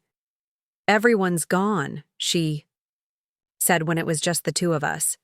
"How's the birthday cruise so far?" "Extraordinary," I replied truthfully, though I still feel slightly ridiculous having an entire yacht to myself. She laughed. "You're not by yourself. You have Caroline, the crew, and isn't Dr. Winters joining you tomorrow?" Judith Winters had entered my life unexpectedly at a medical conference where I was giving a keynote address about the Foundation's healthcare initiatives. A distinguished neurologist with decades of research experience, she had approached me afterward with thoughtful questions and provocative insights. What began as a professional connection had evolved into a deep friendship. We shared similar backgrounds. She, too, had raised children alone while building a career, and similar perspectives on life's later chapters. "Yes, Judith flies into Santorini tomorrow. We'll spend a few days exploring the islands together before returning to Athens." I paused. "How are things at home? How's Emma?" "She's wonderful, driving me crazy with her teenage attitude one minute, then breaking my heart with her thoughtfulness the next." Rebecca's expression softened. "She's working on something special for your birthday. Made me promise not to tell you what it is, but I think you'll be moved." I look forward to it. And your new project? The eco community? Rebecca's face lit up.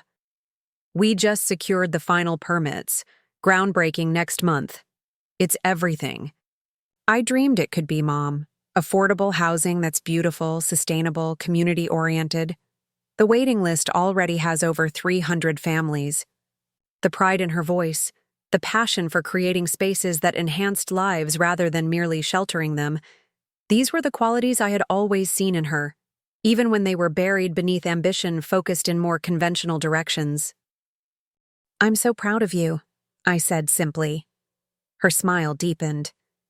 I learned from the best. Speaking of which, have you made a decision about the memoir? The publisher called again yesterday. I sighed. What had begun as private reflections intended, only for family, had somehow become a manuscript that attracted interest from a major publishing house. Their offer was generous. Their vision for the book aligned with my values, but something still held me back.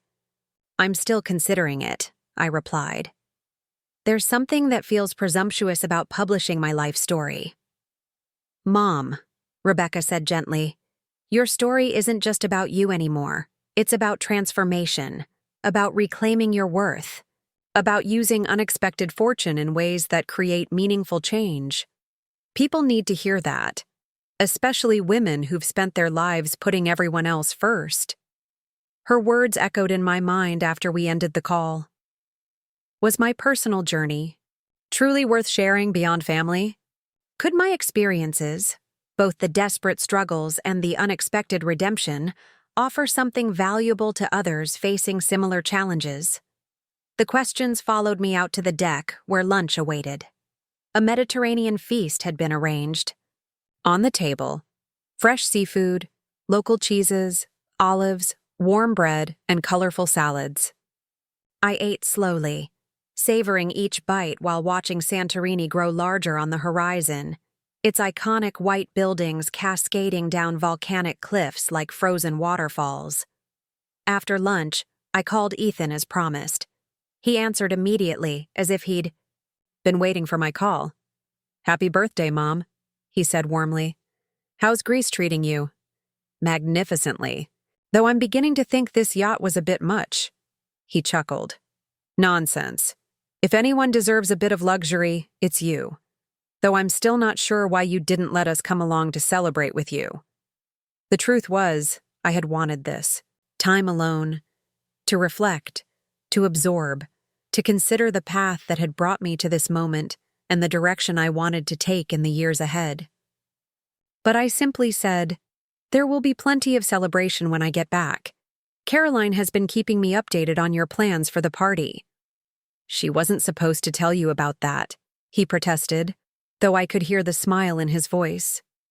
She didn't reveal any details, just confirmed that something was in the works. I paused. Caroline mentioned you wanted to speak with me. Is everything all right? Yes, everything's fine. Better than fine, actually. He took a deep breath. I've been offered a position on the board of the Asia-Pacific Economic Consortium. It would mean relocating to Singapore for at least 2 years. Ethan, that's remarkable. Congratulations. The appointment was prestigious, a recognition of his growing expertise in international development. Have you and Patricia decided? That's partly why I'm calling. Parker would stay in the States. He's starting college next fall and doesn't want to delay. But Patricia is excited about the opportunity, and with Lily only 8, it would be an amazing experience for her to live internationally for a few years. It sounds like a wonderful opportunity, I said, genuinely happy for him. When would you need to move? That's the complicated part. They want me to start in 6 weeks. He hesitated, which means we'd miss the Foundation's 5th anniversary gala and possibly Thanksgiving, depending on how quickly we can get settled. Ah, there it was, the real reason for his call. Not just to share his news, but to seek permission, or perhaps absolution, for prioritizing his career opportunity over family gatherings. The old Ethan would have simply announced his absence, perhaps with a perfunctory expression of regret. The fact that he was calling specifically to discuss the conflict, to acknowledge its importance, spoke volumes about how far he had come. "Ethan," I said gently, "this is an exceptional opportunity. Of course you should take it. We'll miss you at the gala and at Thanksgiving, but there will be other celebrations. Your career advancement matters too." "Are you sure?" The relief in his voice was palpable. "I know how important the Foundation's anniversary is to you. And I know how important this position is to you. Life isn't about choosing between personal fulfillment and family connection. It's about creating space for both, even when timing isn't perfect." We talked for another half hour, discussing the practical aspects of their move and making plans for frequent video calls once they were settled. When we finally said goodbye, I felt a deep sense of satisfaction. My son was flourishing, making choices that reflected his values and abilities, while maintaining genuine connection with family. What more could any mother wish for? The yacht docked at Santorini just before sunset. Rather than going ashore immediately, I remained on deck, watching as the fading light transformed the white buildings to gold, then pink, then a soft lavender as darkness descended. One by one, lights appeared in windows, along pathways, strung across terraces, a glittering constellation mirroring the stars that had begun to emerge overhead. Later, in my stateroom, I opened my laptop to review the manuscript that had been causing me such uncertainty. The memoir, tentatively titled The Fortune Within, traced my journey from impoverished single motherhood through career success, family estrangement, unexpected wealth, and ultimate reconciliation. It was honest, sometimes painfully so, about my mistakes as well as my triumphs. It named no names beyond my own, but the universal patterns of sacrifice, betrayal, forgiveness, and redemption were all there, laid bare for potential readers. As I scrolled through the pages, a particular passage caught my eye. "The greatest poverty I ever experienced wasn't financial, though there were times when I didn't know how I would feed my children. The true poverty was believing that my worth depended on what I could give, what I could endure, what I could sacrifice. It took the shock of betrayal, followed by the equally disorienting shock of sudden wealth, to show me a fundamental truth: that dignity isn't earned through suffering or purchased through generosity. It's inherent, waiting to be claimed." The words resonated with something deep within me, a truth I had discovered too late in life but cherished all the more for its delayed revelation. Perhaps Rebecca was right. Perhaps this story wasn't just mine anymore. Perhaps it belonged to every woman who had ever diminished herself in the name of love, every parent who had ever surrendered their dreams to secure their children's futures, every person who had ever accepted less than they deserved because they didn't know they could ask for more. I closed the laptop without making a decision, but with a growing sense that the answer was taking shape within me, not just about the memoir, but about the next chapter of my life. Morning brought the arrival of Judith, who emerged from a water taxi looking windblown and delighted, her silver hair escaping its elegant knot, her eyes bright with anticipation behind tortoiseshell glasses. "Margaret!" she called, waving as she approached the gangway. "What a magnificent vessel! I feel like royalty already." I greeted her with a warm embrace. "Welcome aboard! How was your flight?" "Uneventful, thank God, though I'll never understand why airplane seats are designed by people who apparently have never met a human spine." She gestured to the yacht. "This, however, looks considerably more comfortable. Show me everything." We spent the morning touring the yacht and exploring. Fiera, Santorini's main town, Judith was the perfect travel companion. Curious, knowledgeable, as happy to sit in contemplative silence absorbing a view as she was to engage in spirited conversation about art, science, politics, or personal philosophy. After lunch at a clifftop restaurant overlooking the caldera, we wandered through narrow streets lined with shops selling local crafts, artwork, and jewelry. In one small gallery, I found myself drawn to a collection of photographs, stark, powerful images of elderly Greek women, their faces deeply lined, their eyes holding stories of hardship and resilience. "These are extraordinary," Judith murmured, studying one portrait of a woman whose weathered hands were arranging flowers on what appeared to be a family grave. "They remind me of something," I replied, though I couldn't immediately identify. "What?" "Of yourself," Judith said with her characteristic directness. "Not physically, but essentially. The dignity, the strength, the sense of having weathered storms and emerged intact." Her observation struck me as profoundly true, though I would never have articulated it myself. These women, with their unvarnished beauty and quiet pride, embodied something I had been reaching for all my life, a state of being at peace with one's own story, whatever hardships it contained. On impulse, I purchased the entire collection, arranging for the photographs to be shipped to my home in the States. The gallery owner was stunned, then delighted, explaining that the photographer was her daughter, a young woman struggling to gain recognition for her work. "This will mean everything to her," she said, eyes bright with emotion. "Not just the money, but knowing someone values her vision." As we left the gallery, Judith gave me a sidelong glance. "That was a generous purchase." I shrugged. They spoke to me. And what's the point of having money if you can't support artists whose work moves you? She nodded thoughtfully. "You? No, when I first met you at that conference, I thought you were simply another wealthy philanthropist. Well-intentioned, but perhaps insulated from real struggle by privilege." I couldn't have been more wrong. "What changed your mind?" "The way you spoke with the scholarship recipients afterward. Not at them, but with them. You listened as if their experiences mattered as much as your expertise. It's rare, that quality, genuine, respect that transcends differences in circumstance." Her words stayed with me as we returned to the yacht, which had relocated to a secluded cove for the evening. We dined on the deck under a canopy of stars, the lights of distant villages, twinkling like earthbound constellations along the island's ridge. Over dessert, baklava drizzled with local honey, Judith raised her glass.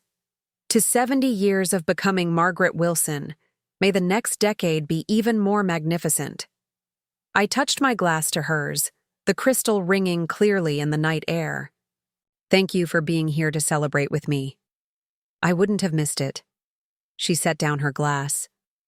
"Have you given any more thought to the teaching position?" The medical school was quite persistent about wanting your answer soon.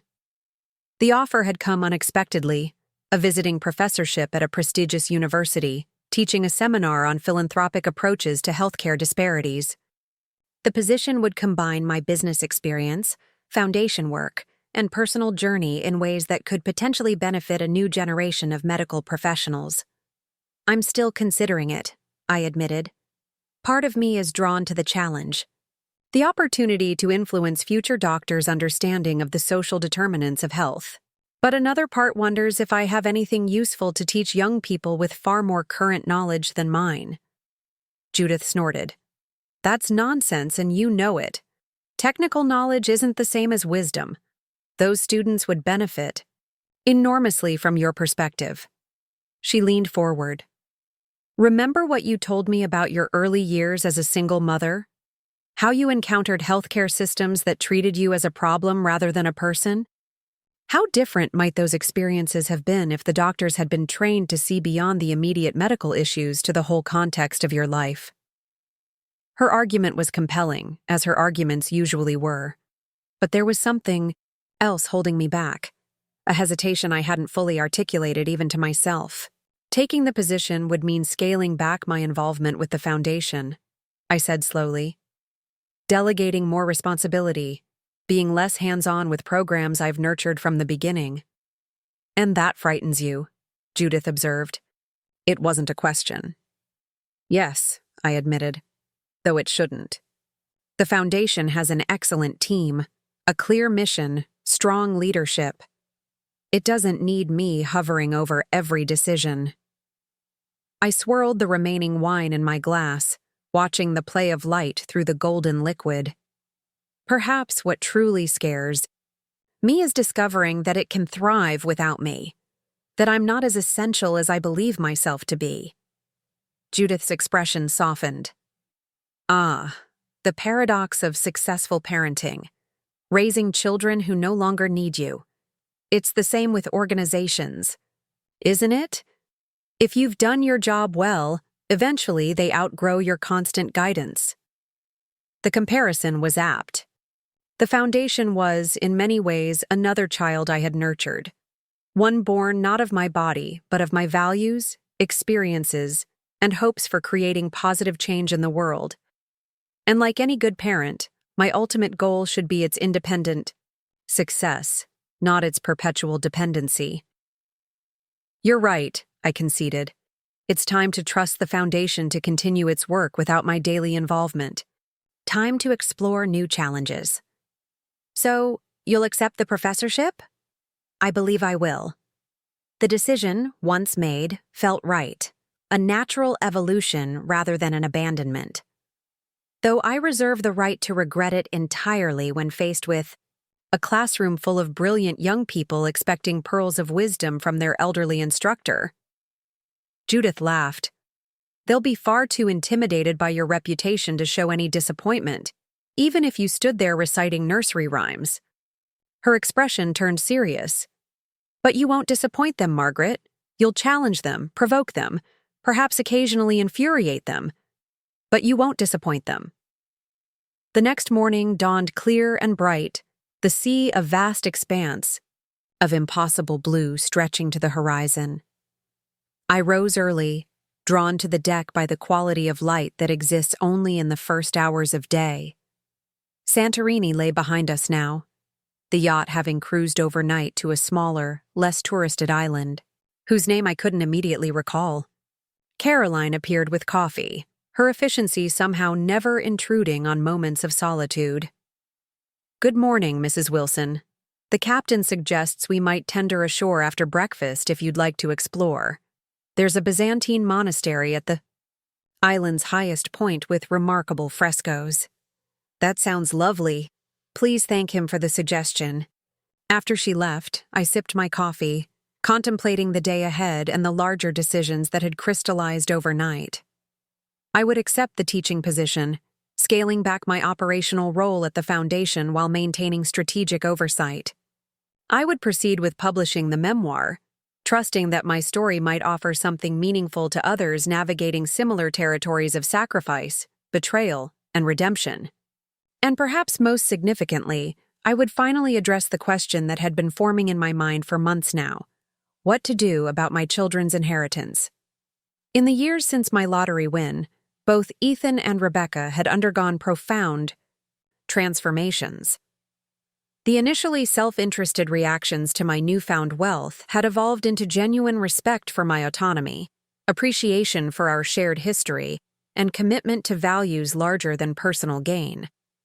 They had become people I not only loved out of natural maternal instinct, but genuinely liked and admired as individuals. The trust I had established, with its conditions focused on personal growth and charitable commitment, had served its purpose.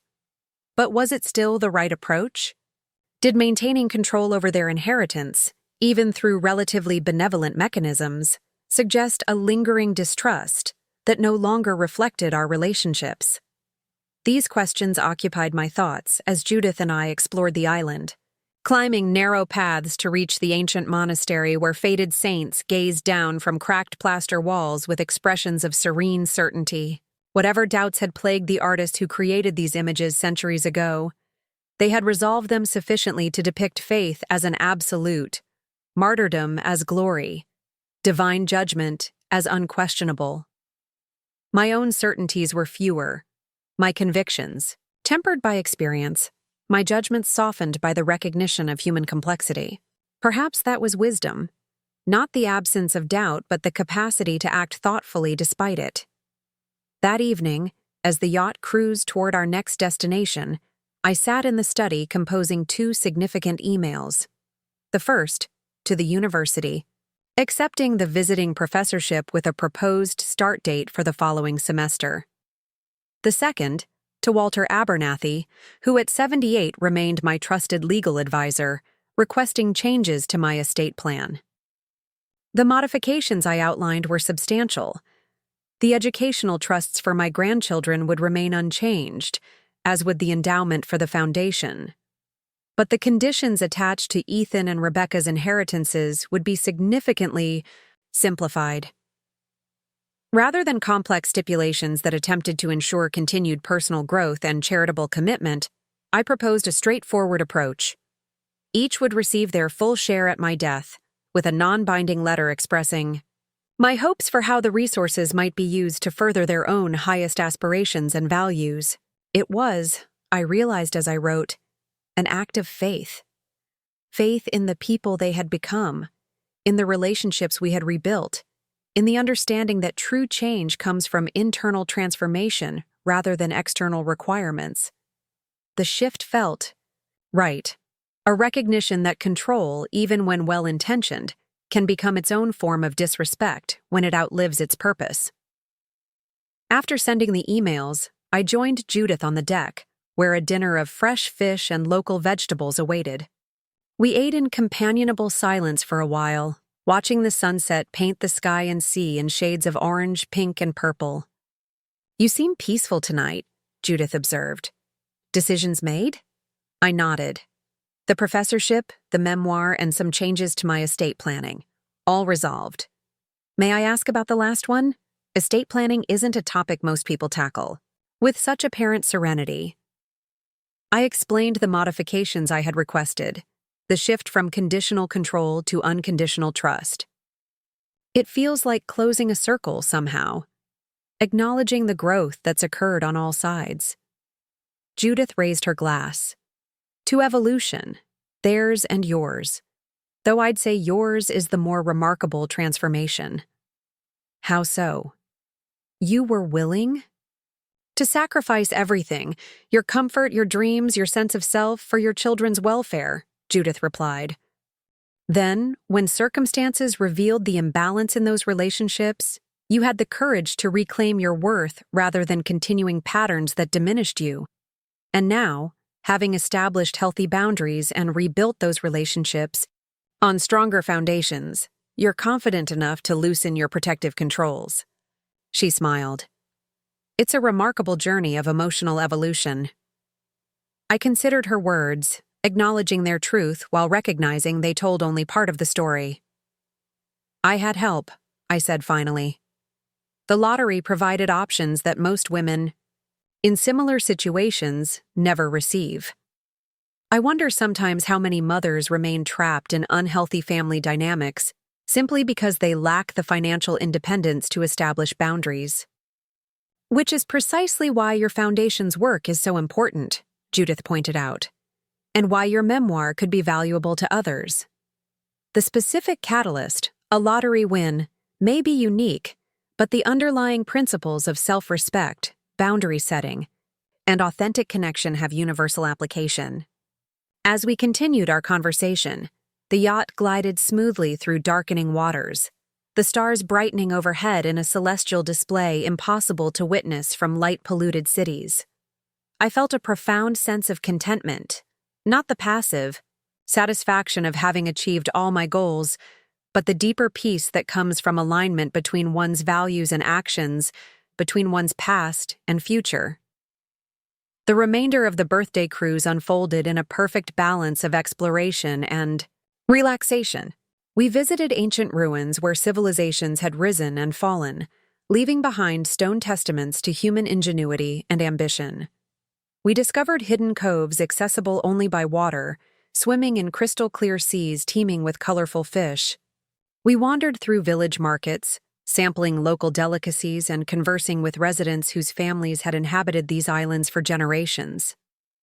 Throughout it all, I found myself noticing details I might once have overlooked, the particular quality of light at different hours, the varied textures of stone and wood and fabric, the subtle expressions that passed across faces during conversation. It was as if, having secured the larger patterns of my life, I was now free to appreciate its intricate particulars. On our final evening, as the yacht made its way back toward Athens, Caroline arranged a special dinner on deck. The table was set with fine china and crystal, adorned with arrangements of local flowers and illuminated by candles protected from the gentle breeze by glass hurricanes. The chef had prepared a multi-course meal showcasing the finest Greek specialties, each dish more exquisite than the last. "This is magnificent, Caroline," I said, as she presented a bottle of rare vintage wine. "You've outdone yourself." She smiled, pleased by the recognition. "It seemed fitting to conclude your birthday celebration on a memorable note." She hesitated, then added, "If you'll permit me a personal observation, Mrs. Wilson, working with you these past 2 years has been a privilege. You've shown me what's possible when talent meets opportunity backed by genuine support." The simple sincerity of her words touched me deeply. Caroline had blossomed during her time with me, growing from a promising but inexperienced graduate into a confident professional with remarkable capabilities. Her success represented exactly what I had hoped to achieve through the foundation, not creating dependency, but providing the resources and encouragement necessary for individuals to realize their potential. "The privilege has been mine, Caroline," I replied warmly. "And please, when it's just us, call me Margaret." After dinner, Judith and I lingered on deck, reluctant to retire despite the late hour. The night was perfect, warm without being humid, the sky ablaze with stars, the rhythmic sound of water against the hull creating a soothing backdrop for conversation. "Have you thought about what comes next?" Judith asked, continuing our earlier discussion. "After the professorship, I mean." I laughed. "Isn't that enough of a challenge to be going on with? I'm 70 years old, starting a new career in academia." "70 is nothing these days," she dismissed with a wave of her hand. "My colleague Regina began studying quantum physics at 75 and published her first paper at 80. She's 87 now and just received a major research grant." She gave me a searching look. "So, yes, what comes after the professorship? What dreams haven't you pursued yet?" The question gave me pause. For so much of my life, dreams had been luxuries I couldn't afford. First because of financial constraints, then because of time limitations, and finally because of entrenched patterns of putting others' needs before my own. The freedom to imagine futures based solely on personal desire remained somewhat foreign. "I haven't thought that far ahead," I admitted, "though I've been considering spending more time at the Tuscan villa, perhaps establishing a residency program there for artists who are also single parents." Judith nodded approvingly. "That sounds perfect, combining your love of art with practical support for a community you understand intimately." She smiled. "And selfishly, I'd enjoy visiting you in such a beautiful setting." The casual reference to future visits, the easy assumption of continued friendship, warmed me unexpectedly. For decades, my relationships had been defined primarily by family bonds or professional connections. The development of friendships based simply on mutual enjoyment and respect was yet another gift of this new chapter in my life. As the conversation drifted to other topics, I found myself reflecting on the journey that had brought me to this moment. The desperate years of struggling single parenthood seemed almost to belong to another lifetime, though their lessons remained etched in my character. The middle period, career success achieved at great personal cost, felt closer, but still distinct from my present reality. And the most recent chapter, beginning with the lottery win and continuing through the painful revelations and eventual healing that followed, had transformed me in ways still unfolding. What remained constant through all these phases was an essential core of resilience, a capacity to adapt without surrender, to bend without breaking. That strength, I now recognized, had always been mine, though circumstances had sometimes obscured it even from myself. The yacht reached Athens the following morning. As we prepared to disembark, I felt a mixture of gratitude for the perfect interlude and anticipation for what lay ahead. Judith was flying directly back to the States for a medical conference while I planned to spend 2 days in Athens before returning home. On the dock, we embraced warmly. Then, when circumstances revealed the imbalance in those relationships, you had the courage to reclaim your worth rather than continuing patterns that diminished you.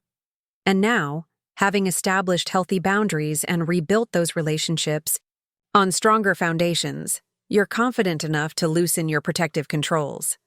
She smiled. It's a remarkable journey of emotional evolution.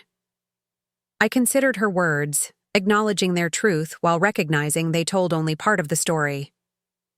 I had help, I said finally. The lottery provided options that most women, in similar situations, never receive. I wonder sometimes how many mothers remain trapped in unhealthy family dynamics simply because they lack the financial independence to establish boundaries. Which is precisely why your foundation's work is so important, Judith pointed out, and why your memoir could be valuable to others. The specific catalyst, a lottery win, may be unique, but the underlying principles of self-respect, boundary setting, and authentic connection have universal application.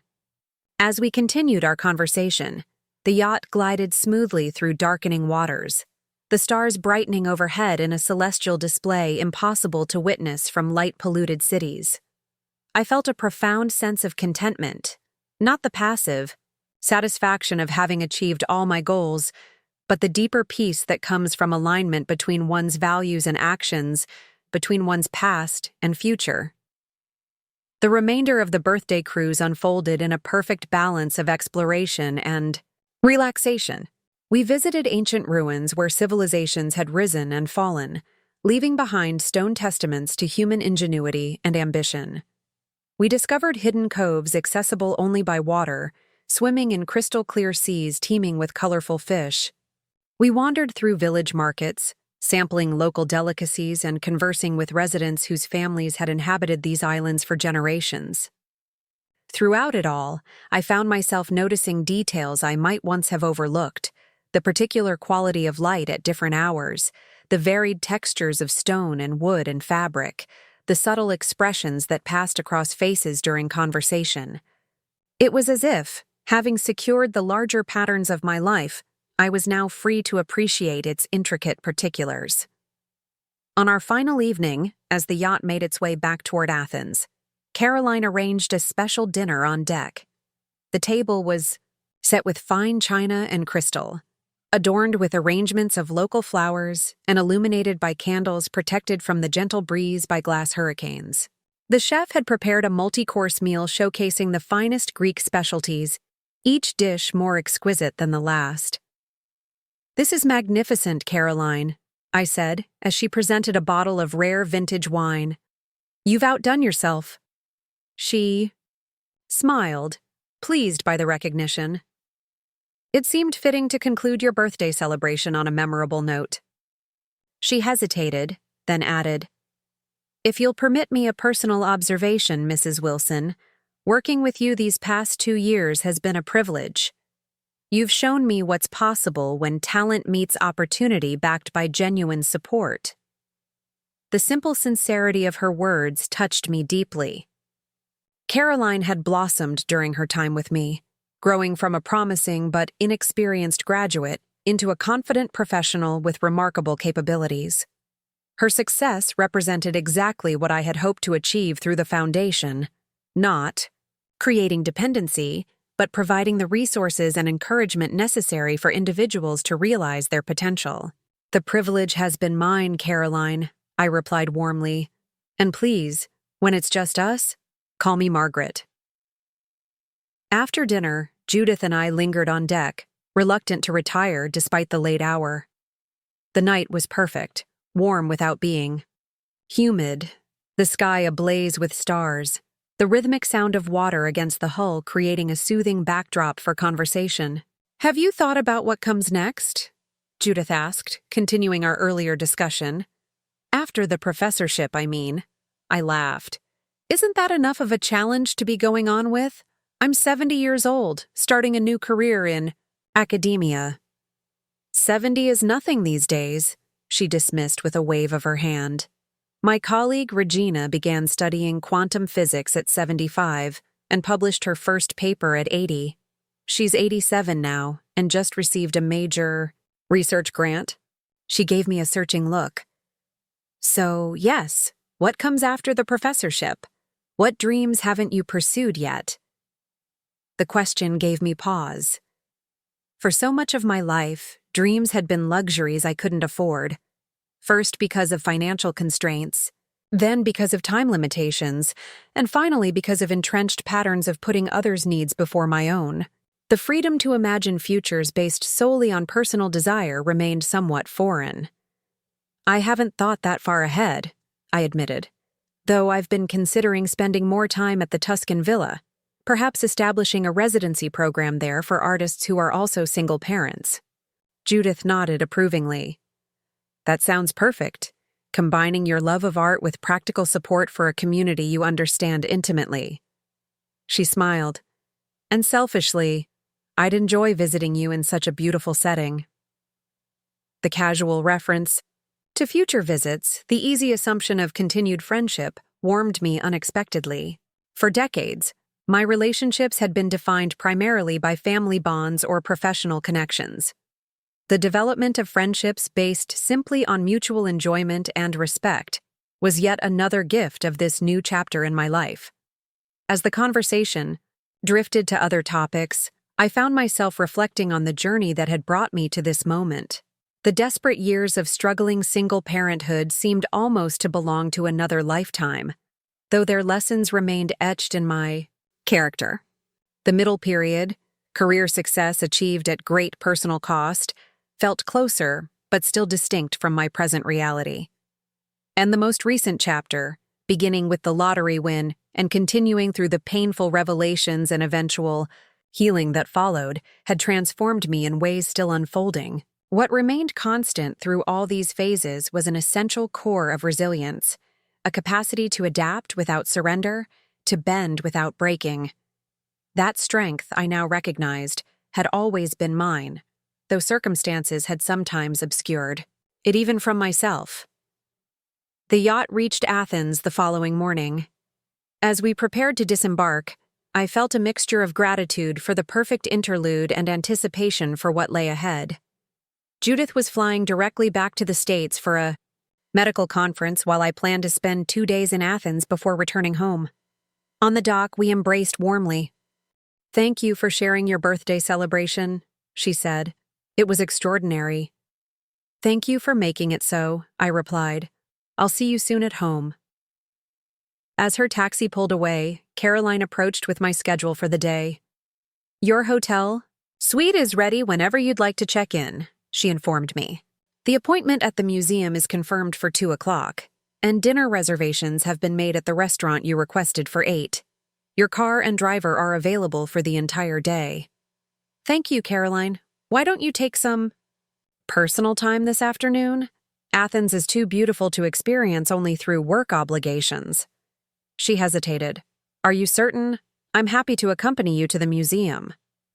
"Absolutely certain. Enjoy the city. We'll reconnect tomorrow for the foundation meetings." Left to my own devices, I decided to walk rather than use the car immediately. Athens in early autumn was pleasantly warm, the legendary light casting everything in a golden glow that seemed to bridge past and present. I wandered through narrow streets, eventually finding myself in a small square where an elderly woman was selling flowers from a wooden cart.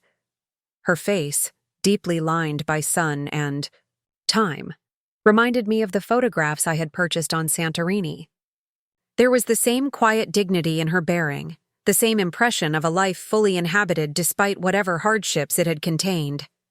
On impulse, I bought several bunches of fragrant blossoms, overpaying deliberately but discreetly.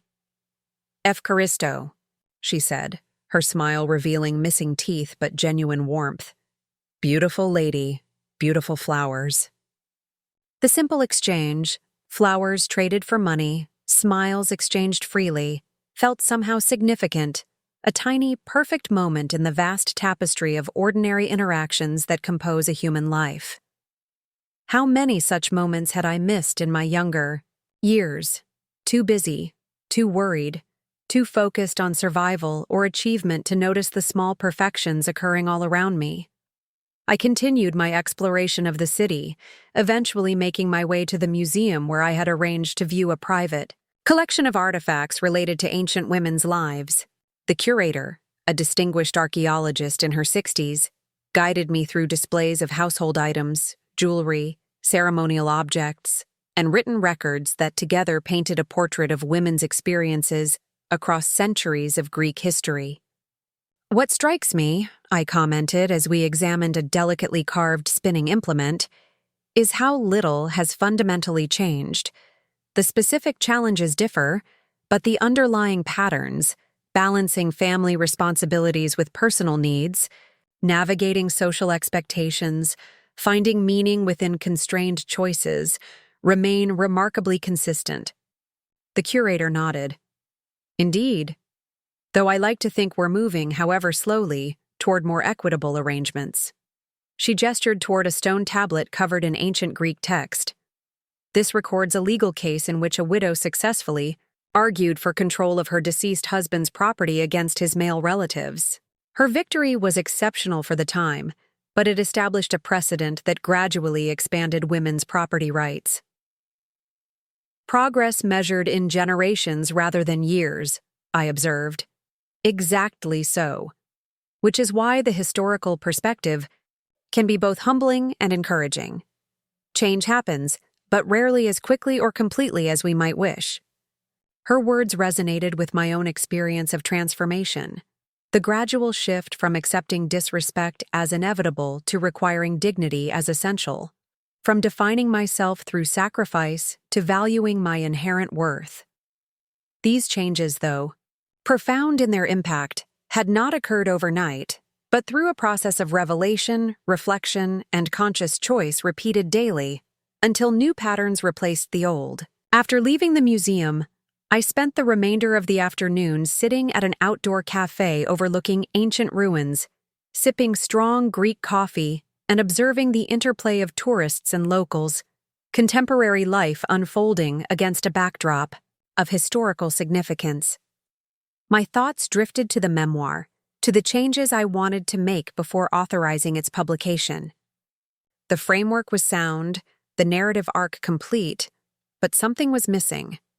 A final perspective that had only become clear during this birthday journey.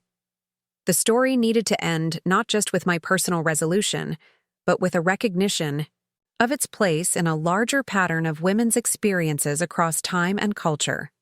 Not to diminish its specificity, but to connect it to the universal struggles and triumphs that bind us across generations. That evening, dining alone at a restaurant perched high on a hillside with views of the illuminated Acropolis, I began mentally drafting the epilogue that would complete the manuscript. It would acknowledge both the privilege that had accelerated my journey of self-reclamation and the underlying principles that could be applied regardless of circumstance. It would express gratitude for second chances while recognizing that many women never receive them. And it would end with a simple truth that had taken me 7 decades to fully comprehend. That love, whether for children, partners, or oneself, flourishes only when rooted in mutual respect and bounded by the courage to require dignity. The waiter approached, interrupting my thoughts. "Excuse me, madame. There is a call for you at the front desk. A Miss Caroline says there is an urgent family matter." Alarmed, I followed him to the phone. Caroline's voice was apologetic, but concerned. "I'm so sorry to interrupt your evening, Margaret, but Rebecca asked me to reach you immediately. Emma has been in an accident." My heart constricted. "How serious? What happened?" "A car accident after school. She's in surgery now. Broken leg, possible internal injuries. Rebecca asked if you could cut your trip short. There's a commercial flight leaving Athens at midnight that would get you to New York by tomorrow afternoon." "Book it immediately," I instructed, my mind already shifting to logistics. "And arrange for the jet to meet me in New York for the final leg home." "Already done," she replied, her efficiency unimpaired by the late hour. A car will pick you up at the restaurant. In 30 minutes to take you to your hotel. You'll have time to pack before heading to the airport. As I returned to my table to settle the bill, I felt a familiar sensation, the narrowing of focus that occurs in crisis, the setting aside of personal concerns in response to a loved one's need. But this time, the response came not from obligation or fear, but from love freely given, untainted by martyrdom or expectation of reciprocity. The journey home passed in a blur of airports, airplane cabins, and anxious waiting. I received updates from Rebecca at each connection. The surgery had gone well. Emma was stable. The prognosis was good, but recovery would be lengthy. By the time I reached the hospital, nearly 24 hours after receiving the news, exhaustion had settled into my bones, but concern for my granddaughter overrode physical discomfort. I found Rebecca in Emma's room, slumped in a chair beside the bed where the girl lay sleeping, her leg elevated in a cast, monitors beeping steadily beside her. Rebecca looked up as I entered, relief washing over her tired face. "Mom," she whispered, rising to embrace me. "You didn't have to come back early." "Of course I did," I replied simply. "How is she?" "Better than expected. The surgery went well. No spinal injuries, thank God. But it's going to be a long recovery. Physical therapy, maybe another surgery later for the leg." She sighed, pushing hair from her face with a shaking hand. "I haven't left since they brought her in. I can't seem to make myself go home, even though the doctors say she's out of danger." "I understand completely," I said, remembering nights spent beside small beds, watching for fever to break, for breathing to ease, for pain to subside. The visceral terror of a child's suffering never diminishes, no matter how old they or you become. At that moment, Emma stirred, her eyes fluttering open. "Grandma?" Her voice was thick with medication.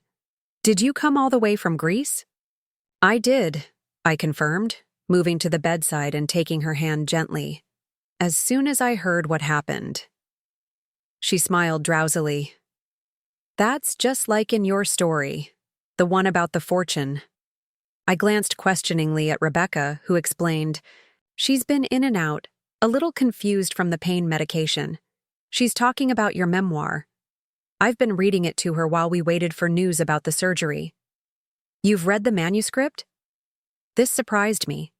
I hadn't yet shared it with either of my children, uncertain how they would receive my unvarnished account of our history. Rebecca nodded. "You left a copy on your desk at home. I found it when I was looking for some foundation files." Her expression was apologetic but not regretful. "Once I started, I couldn't stop. It's remarkable, Mom. Painful in places, but honest in a way that feels healing rather than accusatory." Emma's eyes had closed again, her breathing deepening into sleep. I lowered my voice. "And you've been reading it to Emma?" "Just parts, the triumphant parts, about reclaiming your worth, about finding strength you didn't know you had." Rebecca's eyes filled with tears. When they first brought her in, she was so scared. The readings seemed to calm her, remind her that courage runs in the family. The moment felt surreal, my words written as a personal reckoning, now serving as comfort to my granddaughter in her hour of need. The circle of influence expanding beyond anything I could have anticipated. Rebecca continued, her voice low but intense. "I want her to understand what you've taught me, that loving someone doesn't mean accepting disrespect, that sacrifice without boundaries becomes self-erasure, that true strength lies not in enduring mistreatment, but in requiring better." I squeezed her hand, too moved to speak immediately. Finally, I managed, "It sounds like you understand the memoir's message perfectly." "I do now," she acknowledged, "though I wouldn't have 10 years ago, or even 5, probably." She hesitated. "There's something else. When they called from the school about the accident, my first thought wasn't about work deadlines or client meetings. It was simply, Emma needs me. Everything else fell away in an instant." She looked directly at me.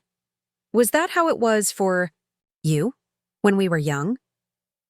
Always, I confirmed, from the moment you were born. I never really understood that kind of love until I became a mother myself. And even then, I think I missed something essential about it. That its power lies not in what it endures, but in what it nurtures, in who it helps us become. She glanced at Emma's sleeping form. I want to be like you, Mom. Not just for her sake, but for my own. The words were perhaps the most profound gift I had ever received. Recognition not of what I had sacrificed, but of what I had preserved. My essential dignity, my capacity for joy, my belief in the possibility of genuine connection founded on mutual respect. You already are, I told her, meaning it completely. In all the ways that matter most. As Emma continued to sleep peacefully, Rebecca and I talked quietly into the night, our conversation weaving between past and present, childhood memories and current challenges, shared history and individual journeys. There was a new quality to our exchange, a depth of understanding that transcended the usual boundaries between mother and daughter, a recognition of each other as women who had faced similar struggles and found their own paths toward resolution. In that sterile hospital room, surrounded by the mechanical sounds of healing, I felt the final pieces of my own journey falling into place. The fortune that had initially seemed purely financial had multiplied in ways I could never have predicted, yielding returns measured not in dollars but in restored relationships, renewed purpose, and the profound satisfaction of having reclaimed the worth that had always been mine, waiting to be recognized. The path had not been easy or straightforward. There had been moments of doubt, of anger, of grief for what could never be recovered. But sitting here now, holding my daughter's hand as we watched over my granddaughter, I felt only gratitude for the hardships that had forged my strength, for the betrayals that had clarified my values, and for the unexpected twist of fate that had provided not just material comfort, but the freedom to finally, fully become myself. Up next, you've got 2 more standout stories right on your screen. If this one hit the mark, you won't want to pass these up. Just click and check them. Out!